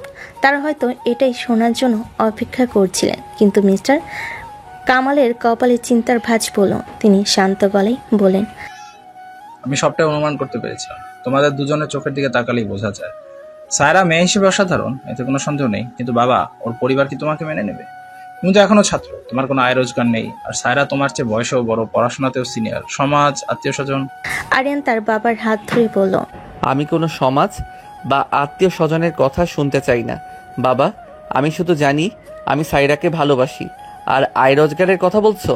আমাকে শুধু 6টা মাস সময় দাও, আমি নিজের পায়ে দাঁড়িয়ে প্রমাণ করে দেব যে আমি তোমার সাইরার যোগ্য। আমার কাছে এমন কিছু স্টার্ট আপের প্ল্যান আছে যা। মিস্টার কামাল তাকে থামিয়ে দিলেন। থাক, তোমার উপর আমার বিশ্বাস আছে। আমি শুধু চাই তোমরা যে সিদ্ধান্তই নাও তা যেন ভেবেচিন্তে নাও। পরদিন সাইরা তার বাবা মার সাথে কথা বলল। তারা মেয়ের মুখে আরিয়ানের কথা, বিশেষ করে অ্যাক্সিডেন্টের ঘটনাটা শুনে বেশ চিন্তিত হলেন। তারা আরিয়ানের সাথে দেখা করার ইচ্ছাটা প্রকাশ করলেন। 2 দিন পর আরিয়ান তার ভাঙ্গা হাত নিয়েই বাবা মা আর রিয়াকে সাথে করে সাইরাদের বাসায় গেল। সাইরার বাবা একজন অবসরপ্রাপ্ত সরকারি কর্মকর্তা। তিনি প্রথম থেকেই বেশ গম্ভীর হয়েছিলেন। তো তোমার নাম কি আরিয়ান, তাই তো? তুমি তো এখনো পড়াশোনা শেষ করনি। সায়রার ভবিষ্যৎ নিয়ে তোমার পরিকল্পনাটা কি? আঙ্কেল, আমি হয়তো এখন আর্থিকভাবে প্রতিষ্ঠিত নই, কিন্তু আমি আপনাকে কথা দিচ্ছি আপনার মেয়েকে আমি রানীর মতো করে রাখবো। আমি জানি ভালোবাসা দিয়ে হয়তো পেট ভরে না, কিন্তু বিশ্বাস আর চেষ্টা থাকলে যে কোনো কঠিন রাস্তায় পার করা যায়। আমি চাকরি খুঁজবো না, আমি চাকরি তৈরি করব। আপনার মেয়ের সম্মান কমে যাবে এমন কোনো কাজ আমি কোনোদিনও করব না। এরপর প্রায় 1 ঘন্টা ধরে চলল এক নীরব ইন্টারভিউ। স্যারের বাবা তাকে নানা রকম প্রশ্ন করলেন। তার ভবিষ্যৎ পরিকল্পনা আর জীবনের লক্ষ্য সব কিছু জানতে চাইলেন। আর আরিয়ান তার বুদ্ধিমত্তা, সততা আর আত্মবিশ্বাস দিয়ে সব প্রশ্নের উত্তর দিল। অবশেষে স্যারের বাবা একটা দীর্ঘশ্বাস ফেলে বলেন, আমার একটা মাত্রই মেয়ে, ওর চোখে আমি কোনোদিন জল দেখতে চাই না। আরিয়ান তার হাত ধরে বলল, আপনার মেয়ের চোখে যদি কখনো জল আসে আঙ্কেল, তাহলে কথা দিচ্ছি সেই জলটা হবে শুধু আনন্দের। আরিয়ানের এই আন্তরিক কথাই আর সাইরার মুখের দিকে তাকিয়ে তার বাবা মায়ের মন গলে গেল। তারা বুঝতে পারল বাইক স্ট্যাটাসের চেয়ে দুটো মানুষের মধ্যকার বোঝাপড়া আর ভালোবাসাটাই বেশি জরুরি। সেই সন্ধ্যায় দুই পরিবার তাদের বিয়ের ব্যাপারে সম্মতি দিল। ঠিক হলো আরিয়ানের ফাইনাল পরীক্ষা শেষ হলেই খুব ধুমধাম করে তাদের বিয়ে দেওয়া হবে। আরও অনেক দিন পর আরিয়ানের ফাইনাল পরীক্ষা শেষ। বিয়ের প্রস্তুতি পুরোদমে চলছে। কেনাকাটা, কার্ড ছাপানো, অতিথি আপ্যায়ন সব কিছু নিয়ে দুই পরিবার খুবই ব্যস্ত। বিয়ের ঠিক 1 সপ্তাহ আগে এক বিকেলে আরিয়ান সাইরাকে ফোন করলো। সাইরা, তুমি কি এখন একটু আমাদের ভার্সিটি ক্যাম্পাসে আসতে পারবে? খুব জরুরি দরকার। এই সময়ে ক্যাম্পাসে কেন? সবাই তো এখন বাড়িতে। আরে এসোই না, তোমার জন্য একটা সারপ্রাইজ আছে। সাইরা কৌতূহল নিয়ে ক্যাম্পাসে পৌঁছালো। পুরো ক্যাম্পাসটা প্রায় ফাঁকা, নীরব। আরিয়ান তার জন্য বটতলার নিচে অপেক্ষা করছিল, ঠিক সেই জায়গায় যেখানে তাদের গল্পের শুরু হয়েছিল। এখানে কেন ডেকেছো আমাকে? আরিয়ান তার হাত ধরে বলল, এই জায়গাটা তোমার মনে আছে? এইখানে আমি প্রথমবার তোমার সামনে হাঁটু গেড়ে বসেছিলাম। কিভাবে ভুলবো? জীবনের সবচেয়ে বড় অপমানটা তো এখানেই হয়েছিল।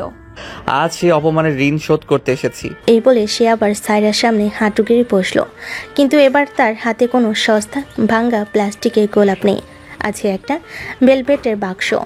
বাক্সটা খুলতেই ভেতরে হীরের আংটিটা পড়ন্ত বিকেলের আলোয় চিকচিক করে উঠল।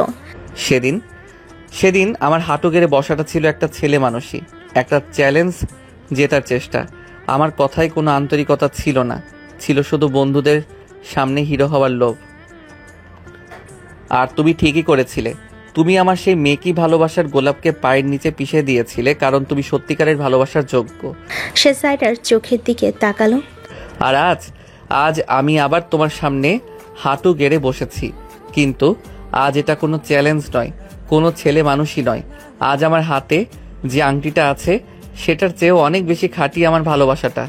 আমি আমার বাকি জীবনটা তোমার সাথে কাটাতে চাই সাইরা, তোমার বকা খেয়ে, তোমার যত্ন পেয়ে, তোমার সাথে খুনসুটি করে, আর তোমাকে অনেক অনেক ভালোবেসে।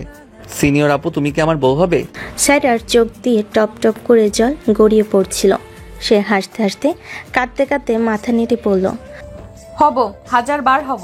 আরিয়ান তার হাতে আংটিটা পরিয়ে দিয়ে উঠে দাঁড়ালো, তারপর তাকে নিজের বুকে জড়িয়ে ধরল। সে নীরব শান্ত ক্যাম্পাসে তাদের প্রথম পরিচয়ে সেই বটতলা সাক্ষী হয়ে রইল তাদের ভালোবাসার এক নতুন সূচনা। অবশেষে সেই মহেন্দ্রক্ষণ এলো। খুব ধুমধাম করে দুই পরিবারের সবার ভালোবাসা আর আশীর্বাদ নিয়ে আরিয়ান আর সাইরার বিয়ে হয়ে গেল। বিয়ের সমস্ত আনুষ্ঠানিকতা শেষে প্রায় রাত 2টোর সময় আরিয়ান তার বাসর ঘরে ঢুকলো। পুরো ঘরটা রজনীগন্ধা আর গোলাপের মিষ্টি গন্ধে মম করছে। খাটের ঠিক মাঝখানে লাল বেনারসি শাড়ি পরে মাথায় ঘোমটা দিয়ে বসে আছে সাইরা, তার জীবনের সবচেয়ে কাঙ্ক্ষিত নারী, যে আজ থেকে তার স্ত্রী। আরিয়ানের বুকের ভেতরটা ধুকপুক করছিল।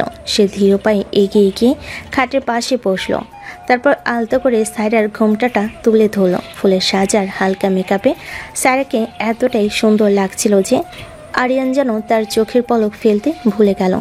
সে ফিস ফিস করে বলল, আমার বিশ্বাসই হচ্ছে না সাইরা, ডিপার্টমেন্টের যে সিনিয়র আপুকে দেখে আমার বন্ধুরা পর্যন্ত ভয়ে দৌড়ে পালাতো, সে আজ আমার বউ হয়ে আমার সামনে বসে আছে। সাইরা লজ্জায় তার চোখ তুলতে পারছিল না, তার গাল দুটো লাল হয়ে গেছে। আরিয়ান তার চিবুক ধরে মুখটা আলতো করে তুলল। সাইরা মৃদু হেসে বলল, কি হলো, এখনো কি আমার উপর রাগ করে আছো নাকি? কথা বলছো না যে? কি বলবো বুঝতে পারছি না। আচ্ছা ঠিক আছে, কথা যখন খুঁজে পাচ্ছ না তখন আমি শুরু করি। এই বলে সে খাট থেকে নেমে দাঁড়ালো, তারপর সাইরাকে অবাক করে দিয়ে তার দোকানে হাত দিয়ে ঠিক বাচ্চাদের মতো করে উদ্ভস করতে শুরু করলো। সাইরা হতবাক হয়ে জিজ্ঞেস করলো, এই কি করছো তুমি? কান ধরে উদ্বোস করছো কেন? শাস্তি ভোগ করছি ম্যাডাম, র্যাক ডেতে আপনাকে সবার সামনে অপমান করার জন্য আমি আনুষ্ঠানিকভাবে ক্ষমা চাইছি। সরি আপু, প্লিজ আমাকে মাফ করে দিন। কথা দিচ্ছি আর কোনোদিনও আপনার সাথে ফাইজলামি করব না। তার এই অপ্রত্যাশিত কাণ্ডে সাইরার হাসি চেপে রাখতে পারল না। সে খিলখিল করে হেসে ফেলল। তার হাসির শব্দে পুরো ঘরটা যেন আরও আলোকিত হয়ে উঠল। সে হাসতে হাসতে বলল, ওঠো পাগল একটা, বাসর ঘরে কেউ এইভাবে কান ধরে উদ্বোস করে? আরিয়ান উঠে এসে তার পাশে বসলো। করতে তো হবেই, সিনিয়রের কাছ থেকে ক্ষমা আদায় করে নিতে হবে না? এখন বলো, মাফ করেছো? করেছি, তবে একটা শর্তে। জো হুকুম আমার সিনিয়র বউ, তোমার সব শর্ত আমি মাথা পেতে নিতে রাজি। সাইরা আরিয়ানের কানের কাছে মুখ নিয়ে সে রোমান্টিক গলায় বলল, তোমার শাস্তি হলো এখন থেকে সারা জীবন প্রত্যেকটা মুহূর্তে আমার সব কথা শুনে চলতে হবে, আমার সব আবদার মানতে হবে, আর আমাকে ঠিক এইভাবেই পাগলের মতো ভালোবাসতে হবে। পারবে তো? আরিয়ান তার কপালে একটা গভীর চুম খেলো, বলল, আপনার এই শাস্তি আমি সারা জীবন ভোগ করতে রাজি ম্যাডাম। শুধু এই জীবন নয়, যদি পরের কোনো জীবন থাকে সেখানেও আমি তোমার এই ডান পিঠে ফাজিল জুনিয়র হয়ে থাকতে চাই। এই বলে সে তার ভালোবাসার মানুষটিকে কাছে টেনে নিল। বাইরে পৃথিবীর সমস্ত কোলাহলকে পেছনে ফেলে দুটো মানুষ এক হয়ে গেল তাদের ভালোবাসার পবিত্র বন্ধনে। আর তারপর কি হলো সেটা আর নাই বললাম।